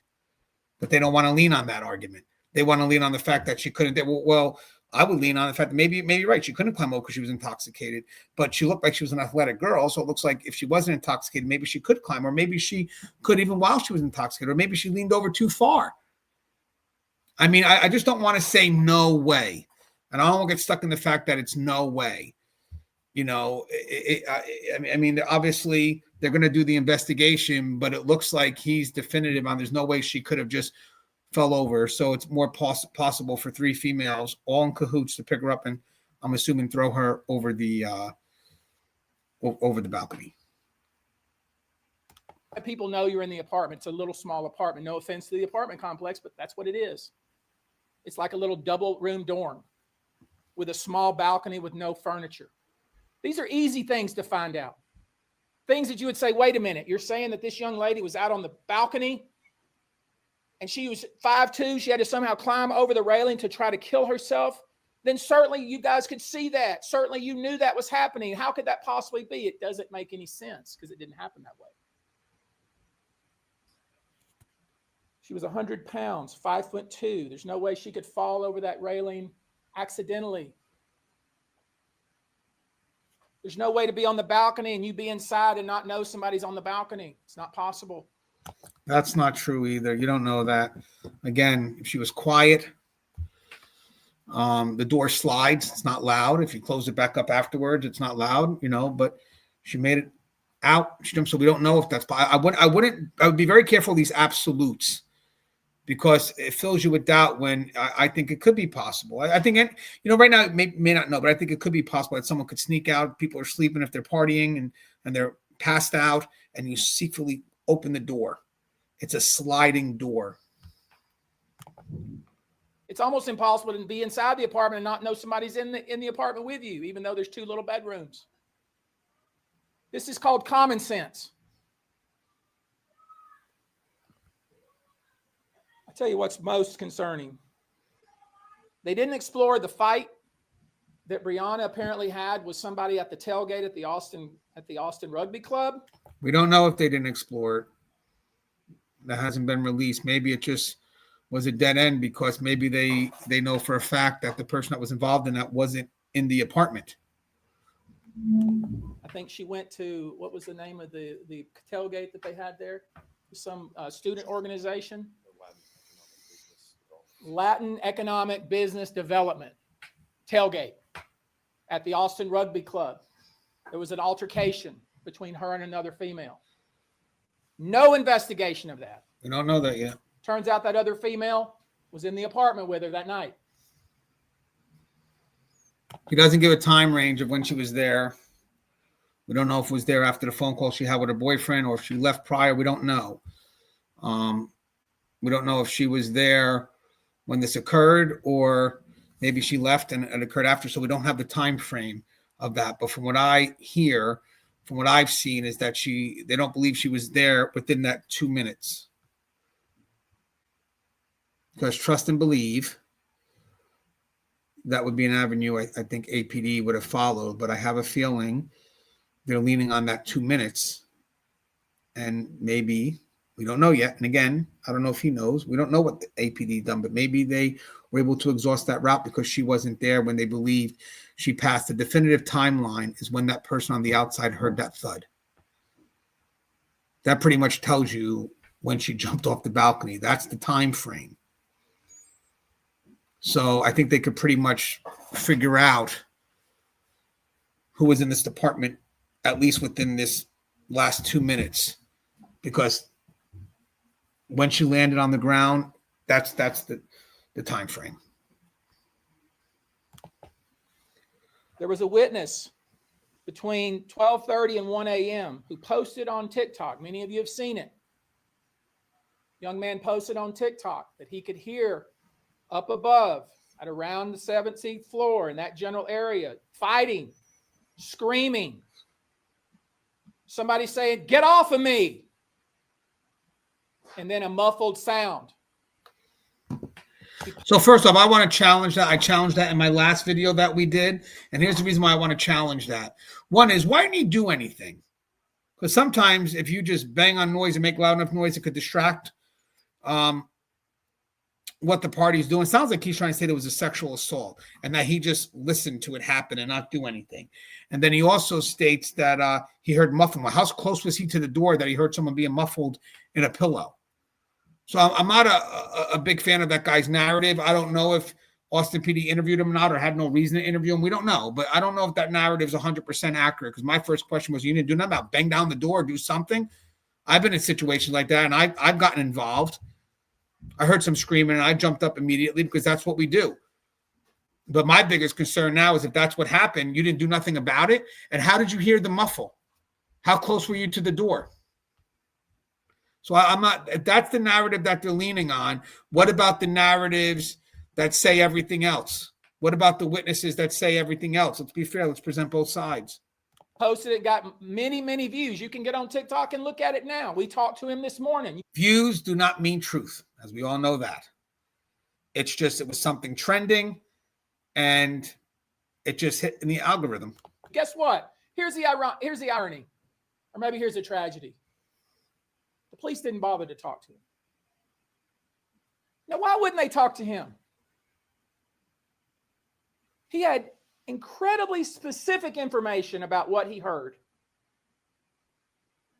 He could hear it loud enough. He could hear the words that were spoken. "Get off of me," and screaming, and then a muffled cry between 12:30 and 1 p.m. right next to the apartment. We had an expert say, wait a minute, could he hear that? We had to engage an expert to say, is it possible that he could actually hear that? The expert said, absolutely. Who's the expert? What type of expert? Was he at the place? I'm just curious what type of expert can say that's true. What type of expert is that?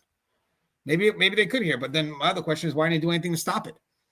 But I'm curious to see what type of expert is an expert that you can utilize that one can tell you if someone heard it, but also I don't know the person. So how do I know how good their hearing is? I mean, there's a lot of factors there. We just don't know. So was that person at where the crime scene would have been? Were they able there, or did we just ask them over the phone? I'm not feeling that argument either. I'm not. That's a tough one. I'm just curious about who the expert was. What type of expert would this be, and how close, were they? Did they actually go to where this happened and made that decision? Because we also have to assume that there could have been other noises going around. It's a party place, but a muffled sound. I mean, again, my big question is, if that's the case, why didn't you get involved? I have a feeling if the police were to interview that person, they would have a lot of conflicts with his story, because I don't think he knew the facts and he made it look like she could have been sexually assaulted. And we don't know that yet. We're waiting for the determination. That's what we're waiting for. And maybe we don't know. But I think if this person would have had another narrative, his story could have shifted. We don't know. So now I hope that APD goes to talk to him and they could debunk it. I hope it does. If you're going to lean on that, I hope that they do talk to him. So I'm curious to see if APD could find that there's truth to that story. Absolutely could hear that. It makes a lot of sense. never talked to by the police.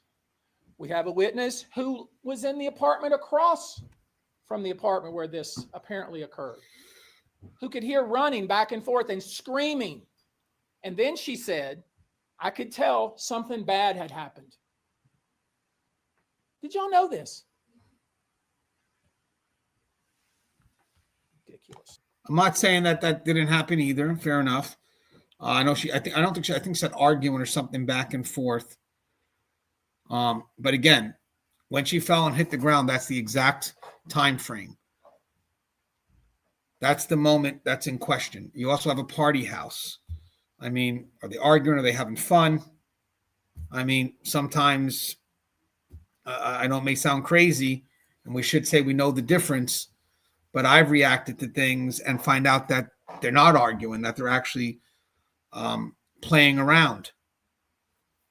Trust me, I've responded to things that I thought was going to be an issue or a fight, and it turns out people are just laughing and joking. Her entire family was in the apartment. The police could have talked to her and several other people. They failed to look into the anonymous message that was sent. There was an anonymous message that was posted that said, hey, I have specific information that this young lady was locked out on the balcony. Did you know that? It's not part of the investigation. Why is it not part of the investigation? Because they made their decision literally within minutes. I want to wind up for a second. So remember, guys, we need specifics. This is a conference. So we need specifics. So I believe whatever's said should be backed by a specific. You notice APD, they backed their specifics. They pretty much said who they spoke to. They pretty much said the times they got the phone calls. They're very specific, but it's specific versus generality.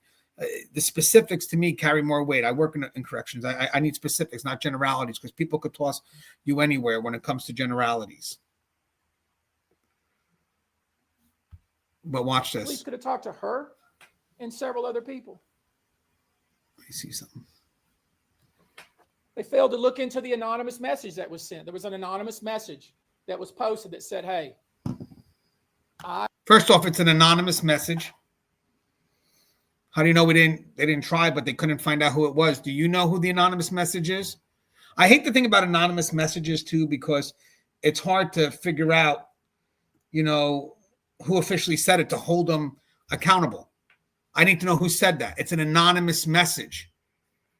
Sometimes people say something anonymously because they don't want to be challenged, because they know that maybe they're not giving you 100% truth. It's an anonymous letter. We could follow up on it. Of course you follow up on it, but it's an anonymous letter. Or it's an anonymous post. So how do we know they didn't follow up on it? We don't know. But also, how do we know that they don't have evidence that conflicted with all that? It's an anonymous note or an anonymous post. It already lacks validity. It's hard to prove something that's anonymous because, again, I could say all day, and we talked about this before with reporters. Oh, I got a source near the investigation. Or I got to tell us who. Sometimes they don't because they don't want it to be contested. I have specific information that this young lady was locked out on the balcony. An anonymous person with specific that? information. It's not part of the investigation. An anonymous person with specific information. Why is it not part of the information? investigation? Because they made their decision literally within minutes. We don't know that. Within minutes. We don't know that. Now here's where it gets a little dicey, and here's where I'm having it, and I want to be very careful. So remember, the sign of rubbing hands, that's a unique gesture. It's usually the sign that you're expecting something. So this may be the meat and potatoes. Careful, because I don't want to be accusing anybody, because I'm not accusing anybody other than. But yet he can attack people. And the APD, the Austin Police Department, not doing its job.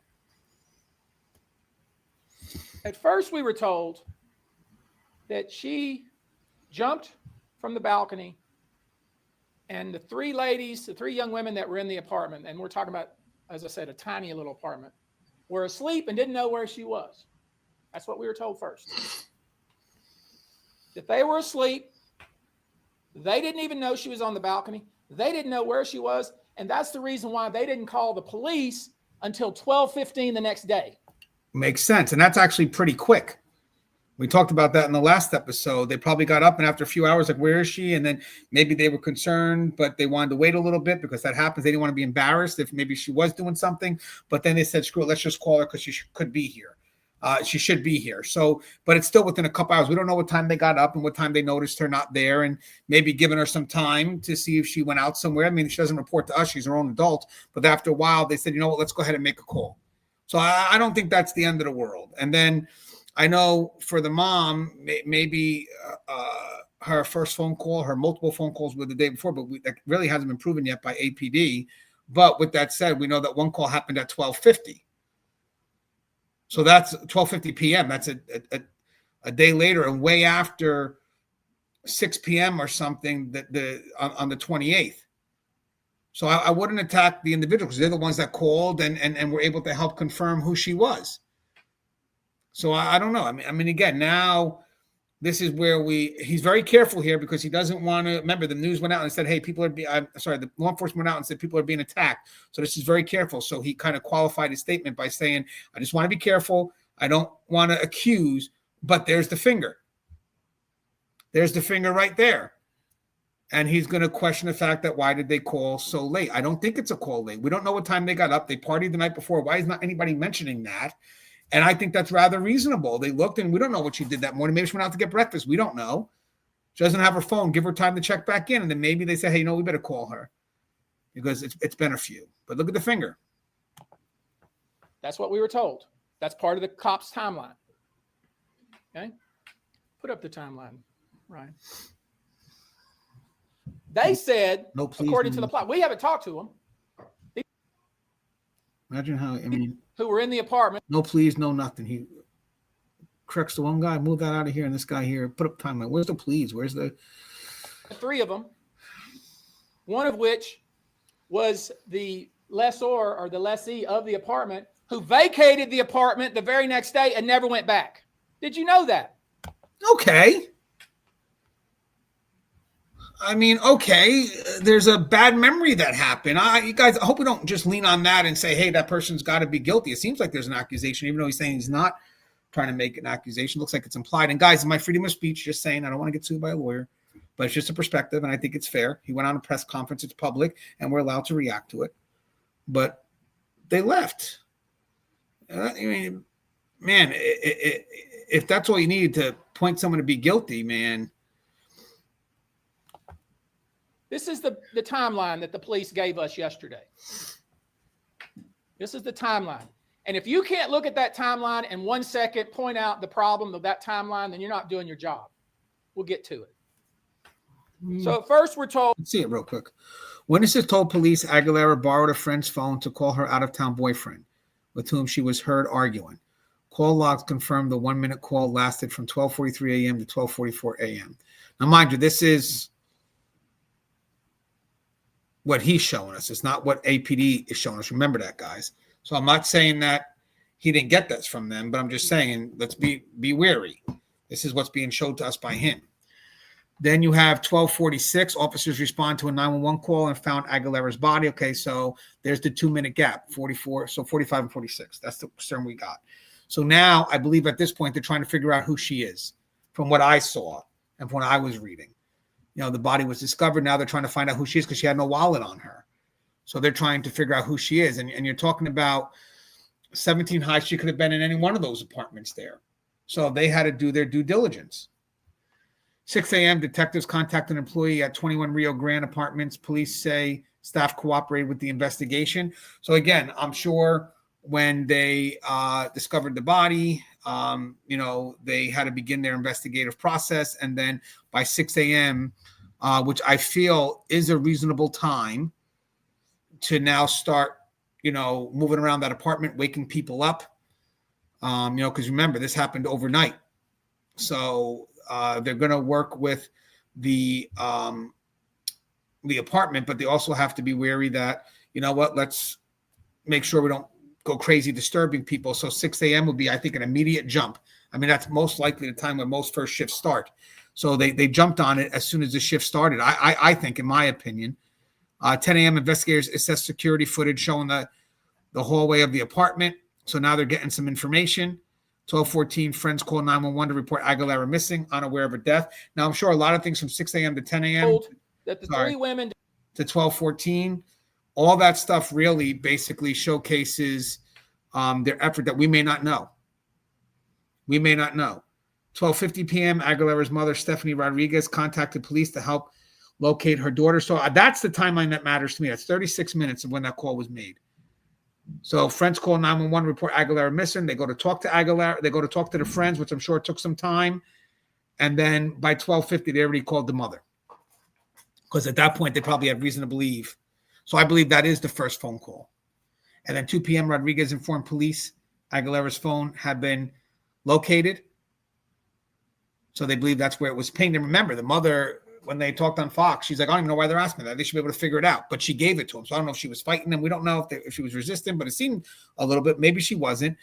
But she gave them the information of where the phone could be. And by 3:30, officers found Aguilera's phone in a wooded area near Walnut Creek by the Austin Rugby Club. So maybe it took them a while, even though it was pinged, there's still a little bit of a area you still got to check to find it. So again, I mean, it's what they're presenting, but I'm sure it's not everything because it's still an active investigation. didn't know where she was and they were asleep. That's what we were told. And that they didn't know where she was. They were looking for her and they were texting her mom and it wasn't. And they decided about 12:14 the next day, 6 hours later almost, that they decided at that point they couldn't find her, so they were going to call the police. This is what we were told by the Austin Police Department. Lay aside what was heard happening at about 12:30 to 1 o'clock that night. Lay aside what the witness across the hall said. Lay aside what the man down on the street said. Just disregard all that. We don't know if that was disregarded. We really don't know that. This is what the police say. It must be right, according to them, because they did such a thorough investigation. This is what they gave us. Not one of you have asked a question about it. Not one of you. Let me just check something. So guys, real quick, why there's maybe a gap from 46 to 6 a.m. So first, you got to secure the crime scene, preserve evidence. The first priority when arrival of a death or fall scene is to secure the area, protect evidence, and document everything before people start talking or moving around. Rushing to interview before securing scene risk contaminating or destroying physical evidence, such as blood patterns, fingerprints, debris, structural layout, balcony, and measurements. That takes time. Then you got to coordinate with forensic medical examiner or specialized investigative units. So a death investigation often involves multiple teams, patrol officers, homicide detectives, crime scene investigators, medical examiners, possibly forensic specialists, and they need time to mobilize. Sometimes delays are inevitable due to availability of trained personnel, crime scene equipment, or scheduling, especially in overnight hours or busy cities. And then avoiding memory distortion under stress, particularly in traumatic or critical incidents. Interviewing immediately can lead to impaired memory or inaccurate recollection because of shock, confusion, or trauma. Giving witnesses or people involved a few hours to stabilize, sleep, calm down, can sometimes yield clearer, more accurate statements, though this is more documented for officers involved in critical incidences. The principle can apply broadly. And if the incident occurred late at night, it might be too dark or too unsafe or lack resources like no CSI unit on call. Investigators may wait for daylight or backup, and police may need warrants, approvals, forensic kits, or to coordinate with the medical examiner before moving forward with questioning or certain evidence collection. That procedural overhead can cause delays. So basically, that said, a long wait can be problematic or suspicious when witnesses are not documented or their early statements were never recorded. The delay removes opportunity to secure additional evidence, track movement, or preserve time-sensitive data. People present early on, become unaccounted for. Okay, so why did the police wait until 6 a.m. to begin questioning? It's not automatically evidence of negligence or foul play. It just could be part of standard investigative procedure. But because so much hinges on time, witness testimony, and physical evidence, the reason for the delay matters. It's legitimate to ask that they properly secure this crime scene first, where all witnesses identified and separated, where early observations documented, photos, notes, or videos, and was there a forensic team ready, or were they waiting for resources, and did the delay affect the integrity of the evidence? So basically what they did was they probably were securing a crime scene, working on whatever they need to work on, and maybe by 6 a.m. they had the people in play to start looking at the surveillance footage, and then ultimately makes their search a little bit more targeted. So I want to be careful when we question things, because sometimes questioning things is within the procedure. So sometimes people don't understand the time delay, but usually that time delay is to make sure that we're moving in the right direction as it should be. This is what they said. Her friends called the police at 12:14 the next day because they didn't know where she was. They hadn't seen her. They thought maybe she had went out. That's what they said. That's fair. Keep that in your mind. When I asked the police, I don't disagree with that. And that could be why the delay is. I mean, maybe they just, what about if we're wrong and we call and she is getting breakfast? that, like, wait a minute, how is that possible? How is that possible? A whole group of 14 or so people came into the apartment that night after they'd been out partying. They got there about 11 or so. Everybody left, right? That's what they say. And it left just 4 girls there, 4 young women. Seems like after everyone was partying. Right? And the 4 young women, 3 of them didn't call the police till 12 o'clock the next day because they didn't know where she was. That's what the police say.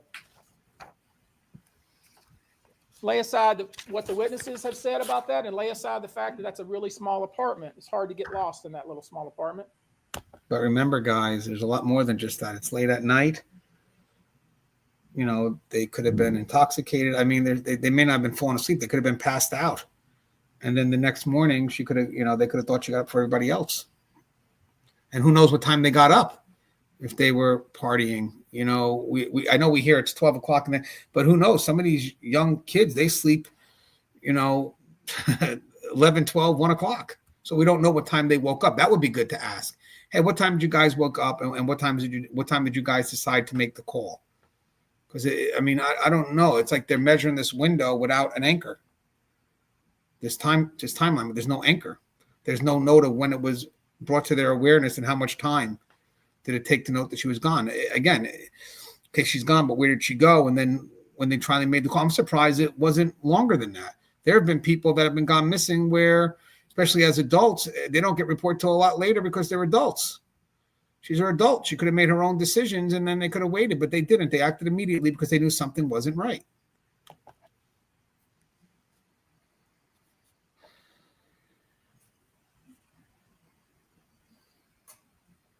I want you to look very carefully.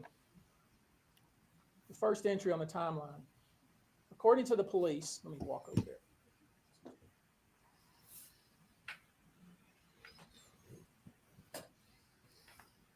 Brianna did not have her phone. She didn't have her phone, so she had to call to make a call. According to the police, she borrowed her friend's phone, meaning one of the 3 women that was in the apartment. Now look at this very carefully. According to the police, she borrowed a friend's phone and made a call from 12:43, and it lasted 1 minute. At 12:46, 2 minutes later, the police were responding to a 911 call because she was outside on the ground. I want to do something here because I think sometimes people underestimate how long a minute actually is. I kind of know how that a minute is because I try to work out, and unfortunately, that's when I really know how long a minute is. So I'm just going to go ahead and run a stopwatch for 2 minutes, and we're just going to sit here and relax. You could picture what you need to picture in your head. Maybe a girl getting up, slowly walking to the balcony, maybe looking around the room to make sure no one hears her.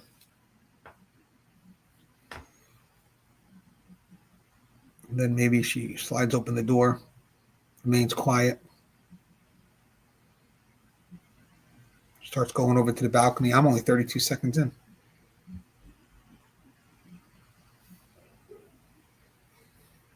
"40 seconds in.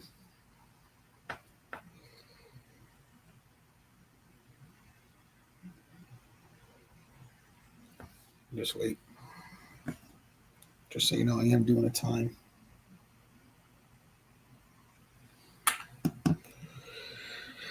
All right, I just hit the minute mark. Sometimes we think minutes so quick. I'll be right back in a minute. Minutes could be a long time. Depends.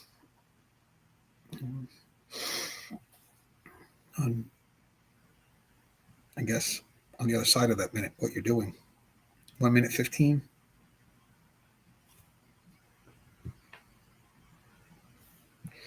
By the way, they said the math here, a fall from that height, which is around 170 feet, which is about 52 meters, would take about 3.2 seconds. 3.2 seconds.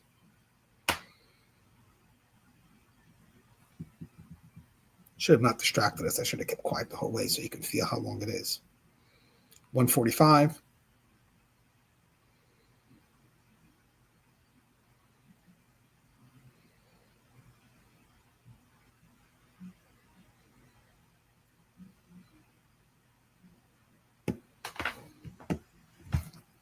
Two minutes.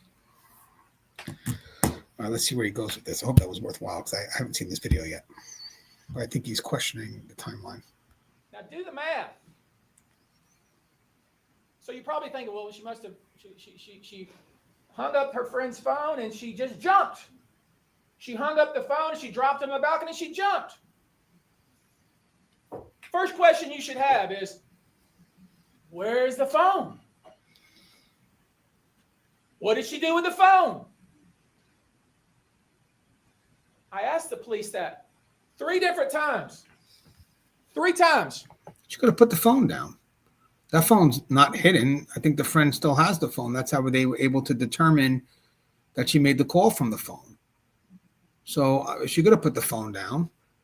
And maybe, you know what? This is only proven to me that maybe something was said and she's not in the right state of mind. And again, we don't know her mental state. But again, I'm not just hypothetically. I mean, we do know that there was an argument there. They sidestepped me every time until this morning.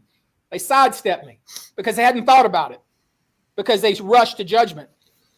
They finally answered the question. We don't know that. It could be that maybe they didn't want to release it yet and they had to get information before they send it out to the other side, because he's not entitled to the information he's getting. So sometimes when people say they avoided me, no.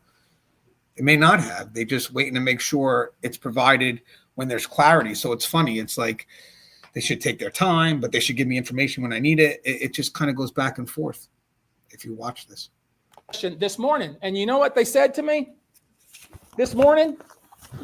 And they said it, and they didn't even realize what they were telling me because they're so sloppy. Guys, this is not, I mean, I'm just saying, I don't know if that annoys you at all, but it really does annoy me. All the people that work in APD, their families, they hold, you know, they most of them probably chose this job to have a purpose, and just to be just constantly attacked like this. I get we want answers, but this has to get to a point where even if I wanted to believe with the family, I just can't get past the lawyer. I'm just an opinion, because who knows? Maybe I'm biased now because of the way he speaks, but it's not really creating an objective narrative for me. I made him put it in writing. I have it here. I'll read it to you. I made him put it in writing. Austin Police Department did not find the phone on Miss Aguilera.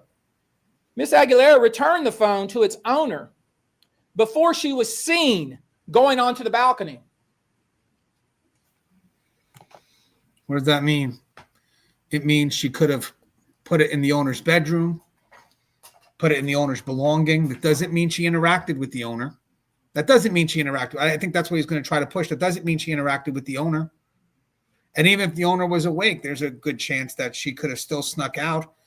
You know, the owner could have been in her own room or something could have been missed. But that doesn't mean that there's an interaction.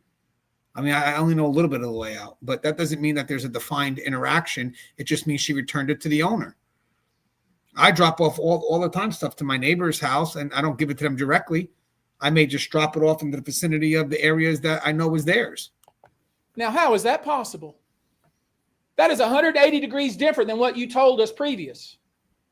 That is absolutely contrary to what you told us previous. Previous, you said the 3 women were asleep. Do you guys believe that they could have still been asleep and she could have returned it back to the owner? I do. It doesn't mean I gave it to her. It means I could have put it near her or somewhere, or in her coat, in her room, you know, somewhere that she has a level of ownership to, but doesn't mean I actually woke her up and gave it back to her. She could have took the phone without the girl knowing. I mean, that would be interesting too. I think these are things that should be found out. Maybe she borrowed the phone without her girl knowing because she didn't have the phone. But then after that, she gave it back to the owner. Doesn't mean the owner was awake, or don't forget, they could have been partying. The owner could have been passed out. But that doesn't mean that there's an interaction. I would explore that a little bit more. You said they didn't know where she went.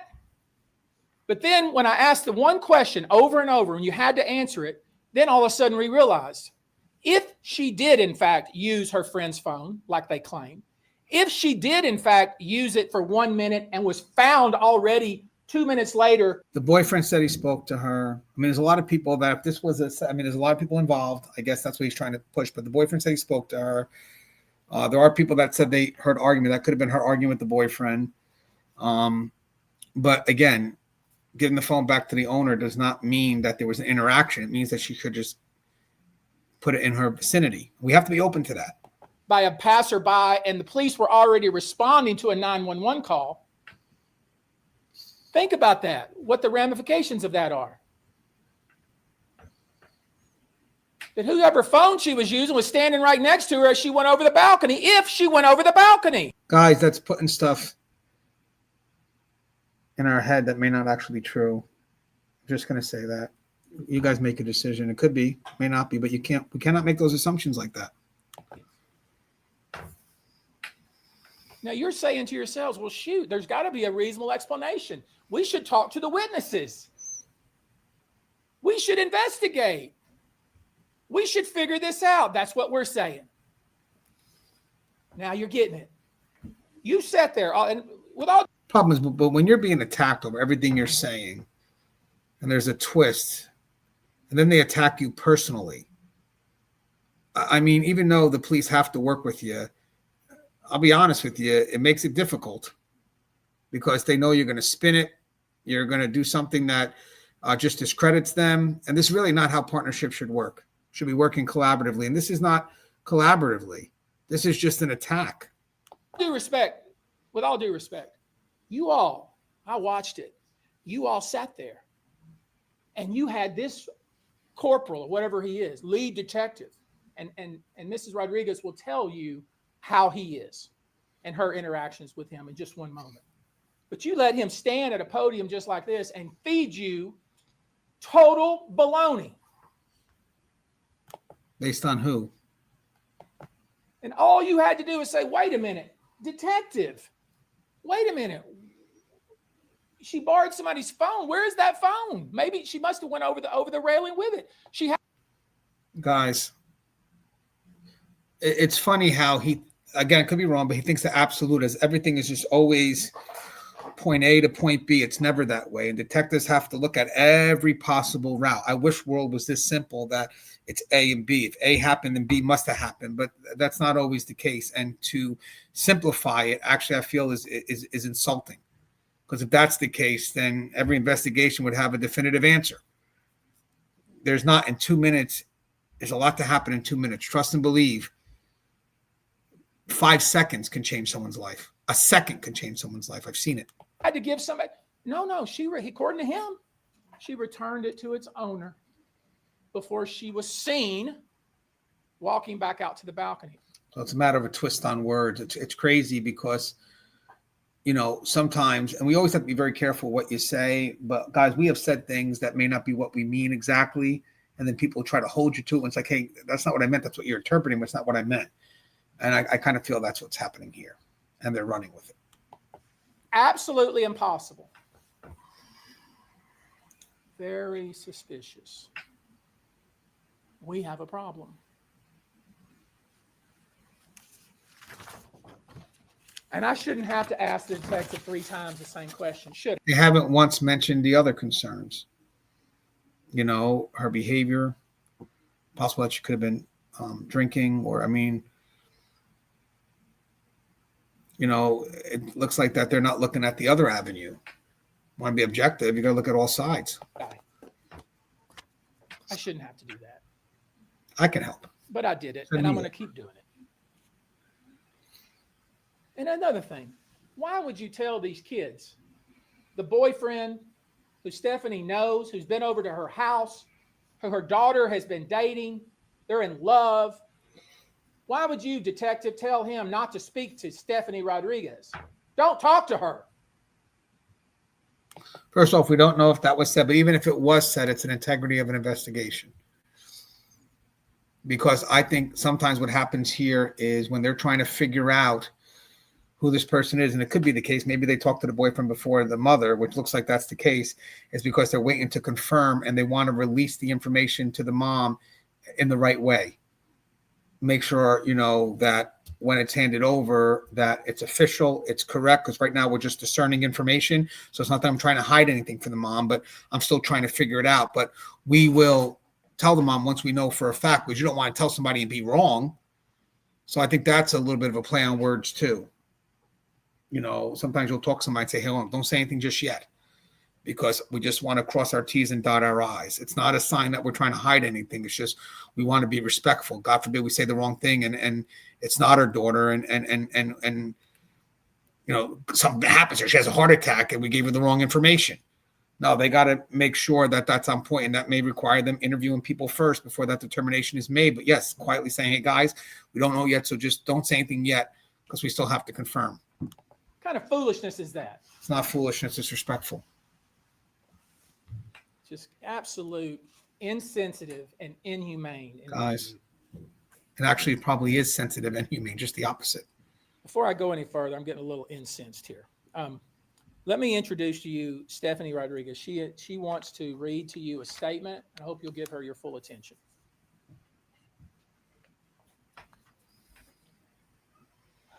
Hello, my name is Stephanie Rodriguez. So, guys, he did say he's getting a little incensed. I'm curious to see what that really means. I'm not familiar with that term.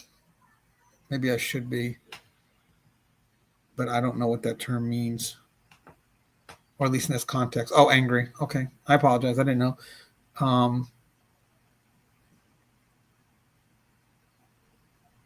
Getting closer to being outraged. It looks like there's a lot of emotion there. So maybe sometimes emotion clouds us. And I'm the mother of Brianna Aguilera. Brianna was a driven, disciplined, and caring person. She's got the word discipline. That's the first time I heard discipline being used. I wonder if that was a choice of words because of the concern that happened. Discipline is I think could be a word. I mean, maybe she is. I don't know. I mean, it sounds like she could be. But it wasn't utilized before. And they also never once mentioned, again, her behaviors. Again, just putting it out there. But discipline is an interesting choice of words now. I haven't heard that before. Yeah, could be wrong. Brianna was a driven, disciplined, and caring person. She was beautiful. She was a loving daughter, a protective big sister, and a caring granddaughter. A second mom to her two younger brothers. Her baby was her little Yorkie, Ava. All of us were her best friend. She made everyone around her feel loved and supported. I considered her my best friend, not just a mother-daughter relationship. We talked every day, and she would tell me everything. I miss her so much. Her brothers miss her too.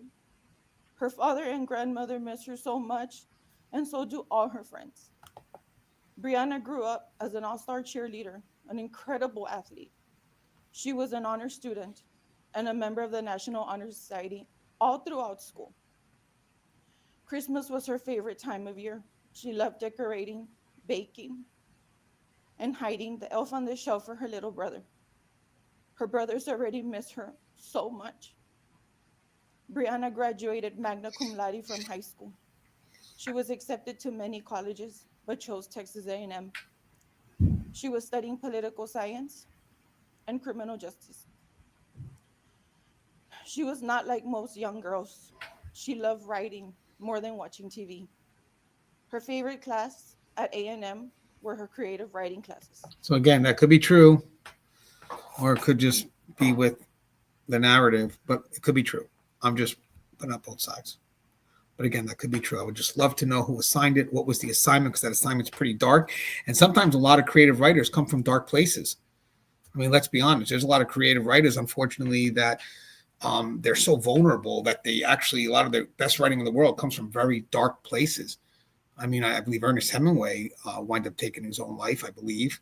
So, I mean, I'm not saying, to generalize it out, but be careful when you write based on some deep emotions. You never know what you wake. But just again, curious about the assignment. And what was the assignment? Was it something like, paint the perfect day and this is what she wrote? Or, I mean, we have no context. If it was a writing assignment, what was the assignment about? Because that could have been something that could have been a concern. It says creative assignment, but what was the assignment? Who assigned it? Because I know we always check it, and teachers are always known for checking assignments to make sure, especially, for young kids, to make sure that in their creativity, there's no concerns. But I'm curious to see what the assignment was, who assigned it, or, one, just to check to see if there were concerns with what she chose to write about, or, that can maybe validate the creative assignment, or it could have been a suicide note. She dreamed of attending law school in New York and wanted to become a criminal defense lawyer. She was so smart and had such a bright future. She dreamt of a life of where she could make a difference. My daughter was not suicidal. I know my daughter better than anyone. We spoke every day. I spoke to her on the 25th, the 26th, and the 27th. And no one's denying she doesn't know her daughter. So don't take this video the wrong way. No one's denying that. But if she was on things which we haven't discussed, you'll be shocked who people become. I just talked to a behavior specialist that talks about the concerns and how it limits people's inhibitions, and people you see on these things are not the person who you may think they are. So I get that she had all these wonderful things, but I'm more concerned about who she was in the moment. Even the morning she was of doing in the the moment. 28th, she was not suicidal. To the Austin police, I can deal with you being annoyed each time I called or tried to talk to you. So that's just I could deal with you being annoyed. That's just basically saying that a concerned mother would be an annoyance to the Austin PD. I don't think so. That's their job. I'm sure that's something that they would expect. I don't think it's an annoyance. So, I mean, for her to subjectively, or for her to say how they subjectively feel, I think that's unfair, because that's, you don't know. I think it would be expected.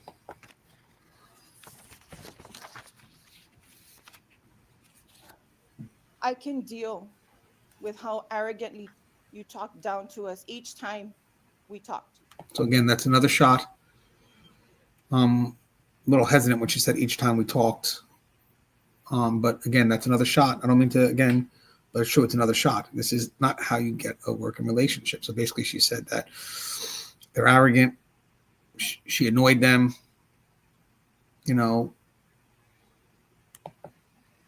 I can deal with you telling my daughter's friends not to talk to me like I And we explained the reason why. am some sort of criminal. Well, that's a subjective interpretation. I don't think that's the reason why, as we mentioned. But even if they told her that wasn't the reason why, it looks like she still has her beliefs. Can't change beliefs. It's harder. But I cannot deal with you doing a news conference and saying false things about my child without a thorough investigation. So it looks like the news conference was done as reaction, which means that there was stuff already being said prior that they were reacting to. So yeah, maybe they could have dealt with it a little bit different, but they're, and this perspective here, remember, they were reacting to what's being said. She literally opened up and said, we have to come out here and we have to say these things because right now there's a narrative being spread, all this other stuff. So they're reacting. So we should ask, well, what made you want to go out and do that conference? And they clearly said it at the very beginning.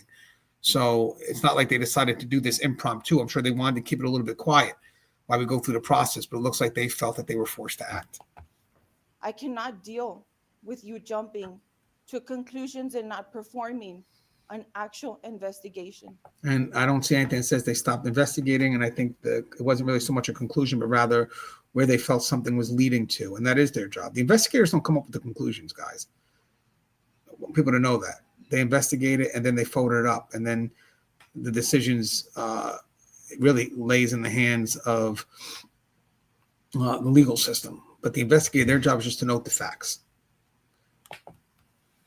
I cannot deal with your failure to do your job. Do your job. Remember how they were trying to ask for the pings and why do you need that? And they found the deleted messages. They got the timeline. They did some, I mean,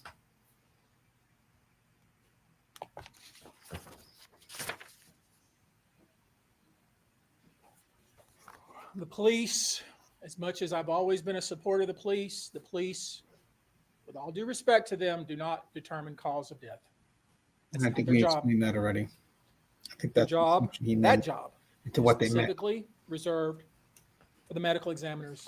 So when they made an effort to clarify, to me, that effort to clarify, meaning because mistakes happen, but the effort to clarify it, say, hey, this is where we believe it's headed, but we know who makes the determination. Then he said, well, the media ran with it. And it's just, again, I don't think they made that determination. I think it got twisted, but he's running with it. Office. There is no medical examiner in the county, then it's the JP in the county. In Austin, it's the job of the medical examiner to determine cause of death, not Detective Robert Marshall. The medical examiner told us that a rape kit was done and the autopsy will be performed. It'll take us 60 to 90 days. So that begs the question, why did Detective Robert Marshall tell us that they had reached their conclusion and that the investigation was complete? I don't see that anywhere. I don't see that was ever said.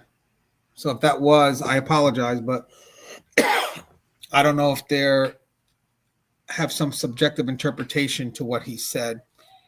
I mean, I read what was said on the media. It doesn't say anything about them closing it. And then also don't forget they clarified it the next day, saying the importance. So let's not forget that they sent a message the other day in case something, or the next day in case something was not clear. It doesn't work that way. How is it that Robert Marshall has determined the cause of this young woman's death? Again, we don't have to He doesn't reiterate have that. authority.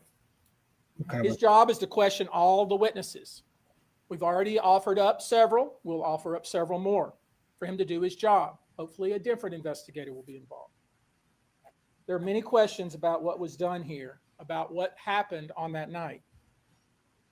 And it's already going to be incredibly difficult for the Austin Police Department to conduct an objective investigation at this point. And I don't see why. They were probably objective to begin with.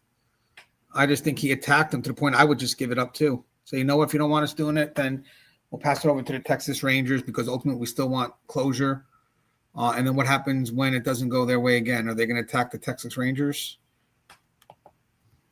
And that's because the way that the Austin Police Department has handled this and jumped to conclusions within hours of this tragedy disqualifies the Austin Police Department from further investigation of this matter. We've kind of explained this already. Don't need to read it. So I'm doing this today. I'm calling on the Austin Police Department to reopen the investigation with a different investigator. I don't think the investigation was ever closed. Let me double check that. So I don't know where their information comes that said it was closed. As of early December 2025, the Austin Police Department stated that the case remains an active, ongoing death investigation. They explicitly said they had not made a final determination to the medical examiner. The family's attorney has also publicly said the investigation remains open. Public reporting continues to describe the case as under investigation. What closure would require hasn't happened.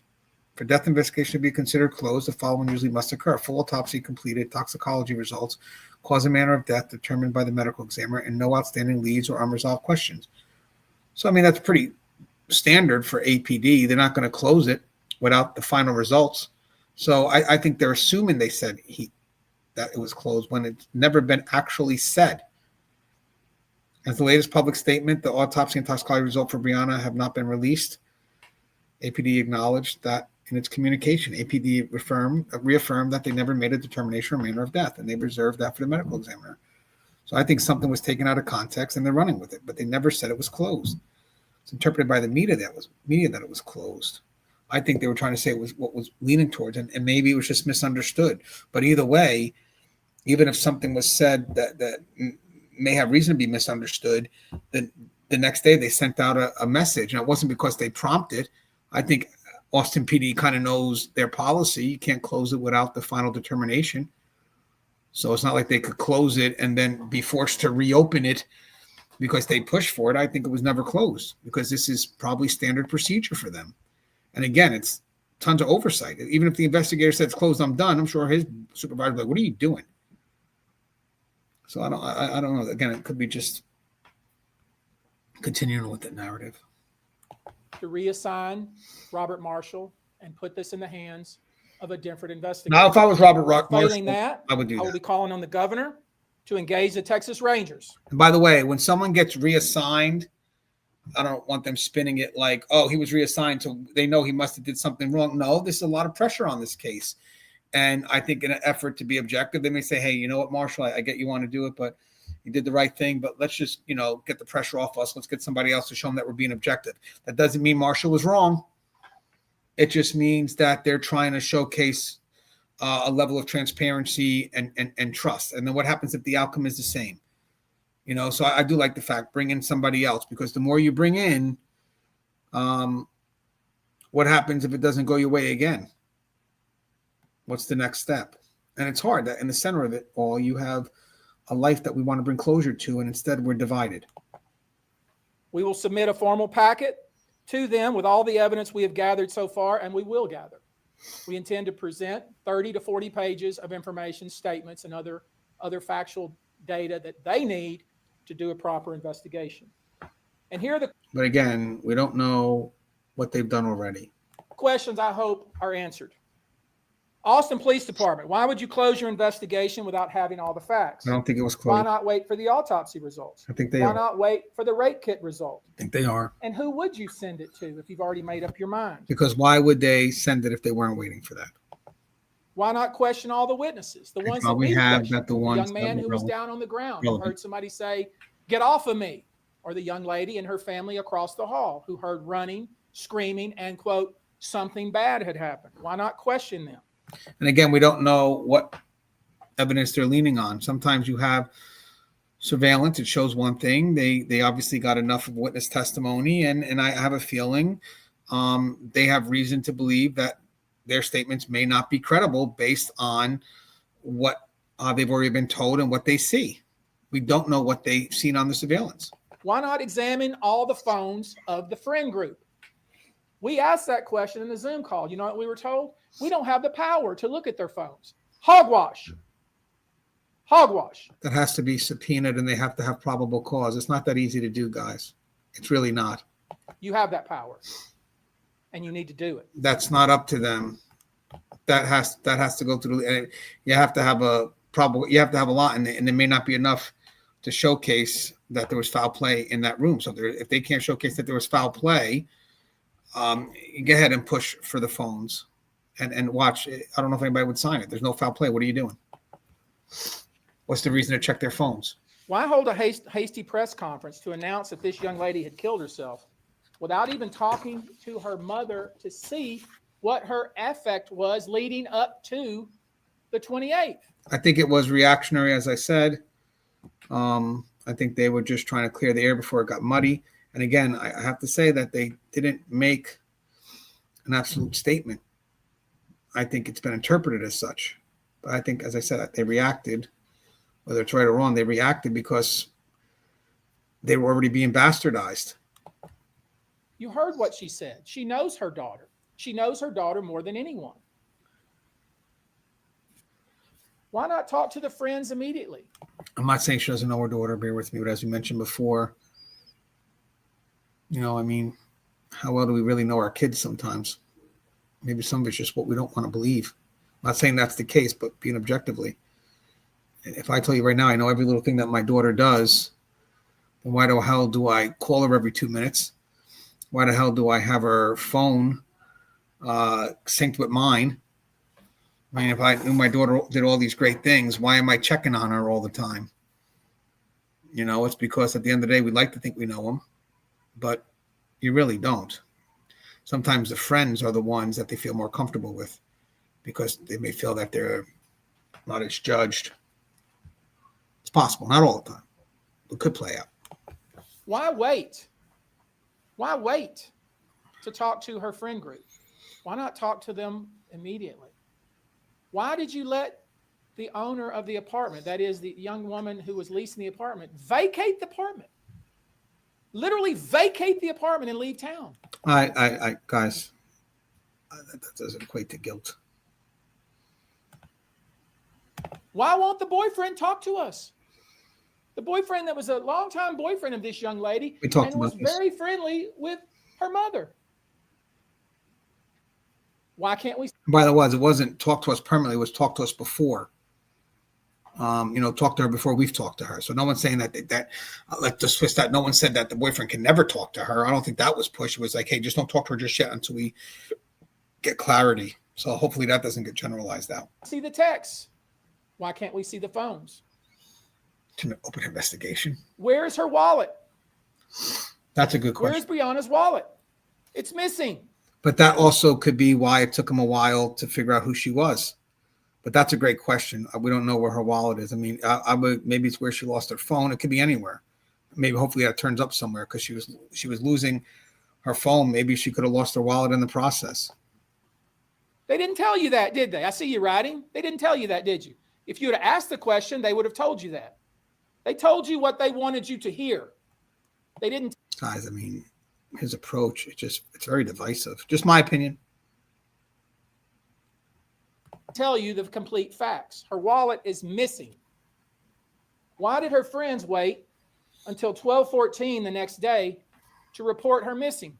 We explained that. We don't know what time they got up, what they were made aware of, and then eventually, maybe being hesitant a little bit at first because she is an adult. But I think they called pretty quick. We just don't know what time they got up. If she had borrowed the phone and returned it the night of, 2 minutes before she jumped her death. Define return. As we talked about that before. Define return. Return doesn't mean I may hand it directly over to you while you're awake. It just be I just was found in an area that I could assume you have some level of ownership to.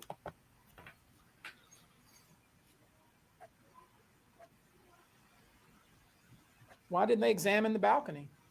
Why didn't they examine the railing? Why didn't they see if there was some sort of table there, a chair there that somebody who's 5'2" would have to step on to get over the railing? Why didn't they? I haven't been to the railing, but I don't know if that is absolute. And how do we know they didn't check the railing? But I don't know. I don't think it's impossible for someone to do that. They look for scuff marks. Why didn't they do anything? How do you know it wasn't done? They didn't even bother to look to whether if somebody did, in fact, jump off the balcony, whether they would end up in the tree that's 30 some odd foot forward of the apartment. Y'all didn't ask that question either.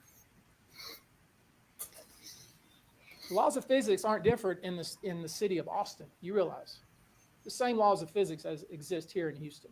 It feels like he's very condescending sometimes, which makes me even want to argue with him. If, when the phone call came in at 12:46 and the officers responded to the 911 call, if it was so obvious that this young woman had fallen to her death, why was it till 6 o'clock, 5 hours later, that they ever went into the apartment complex? Well, we told you, I went over that. I don't need to do that again. Crime scene preservation, getting the people in play. So there's a lot there that goes into play. So again, I don't think the lawyer may understand the complications of securing a crime scene and just making sure everything's intact. That may not be as easy to do around that time of night. If it was so obvious that that's how she had died. These are the questions you should be asking.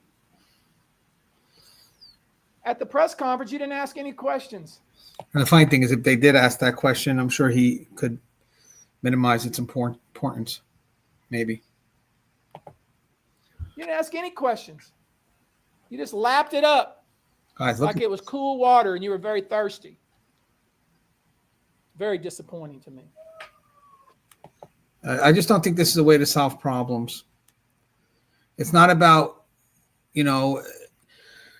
being the first to say, I said it first here, or I was right, and the other side was wrong. That's not how we find justice. We find justice by working together, having these discussions behind the scenes a little bit more.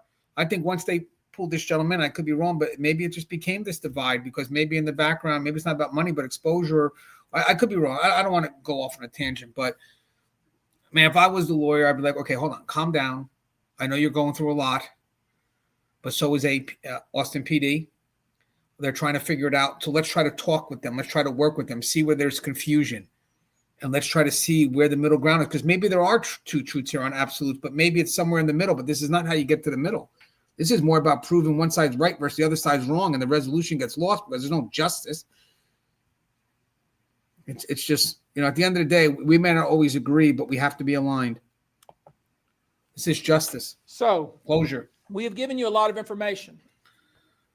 We're going to submit a packet. I'm going to call on the governor to, I don't expect, based on the conduct I saw from the police chief of Austin, her defensive manner that she approached the. See, no matter what they go to do right, APD, it's either going to be because he pressured them to do it right, because it wasn't their intent to do it right anyway, or they could care less. So I mean, submit it and see what happens. But you're passing judgment without them seeing, without giving them a chance to see it. Submit a packet. I'm going to call on the governor to. I don't expect, based on the conduct I saw from the police chief of Austin, her defensive manner that she approached the podium yesterday, I don't expect any relief from her. I don't expect she's going to say, King's X, oh, you're right. This was sloppy. It was not thorough. It was. Yeah, I like how he tries to simplify everything by saying that if she decides to go this route, that's what it means. That may not mean. Sometimes you tend to shift another way. That doesn't mean we were wrong in this way, but give me a reason to relook at it. But at the end of the day, even if she does do the right thing, it'll be because he pressured it. So ultimately, he becomes the hero as opposed to her making the decision, doing her evaluation, seeing if what he submits needs to be acted on. It was kind of embarrassing.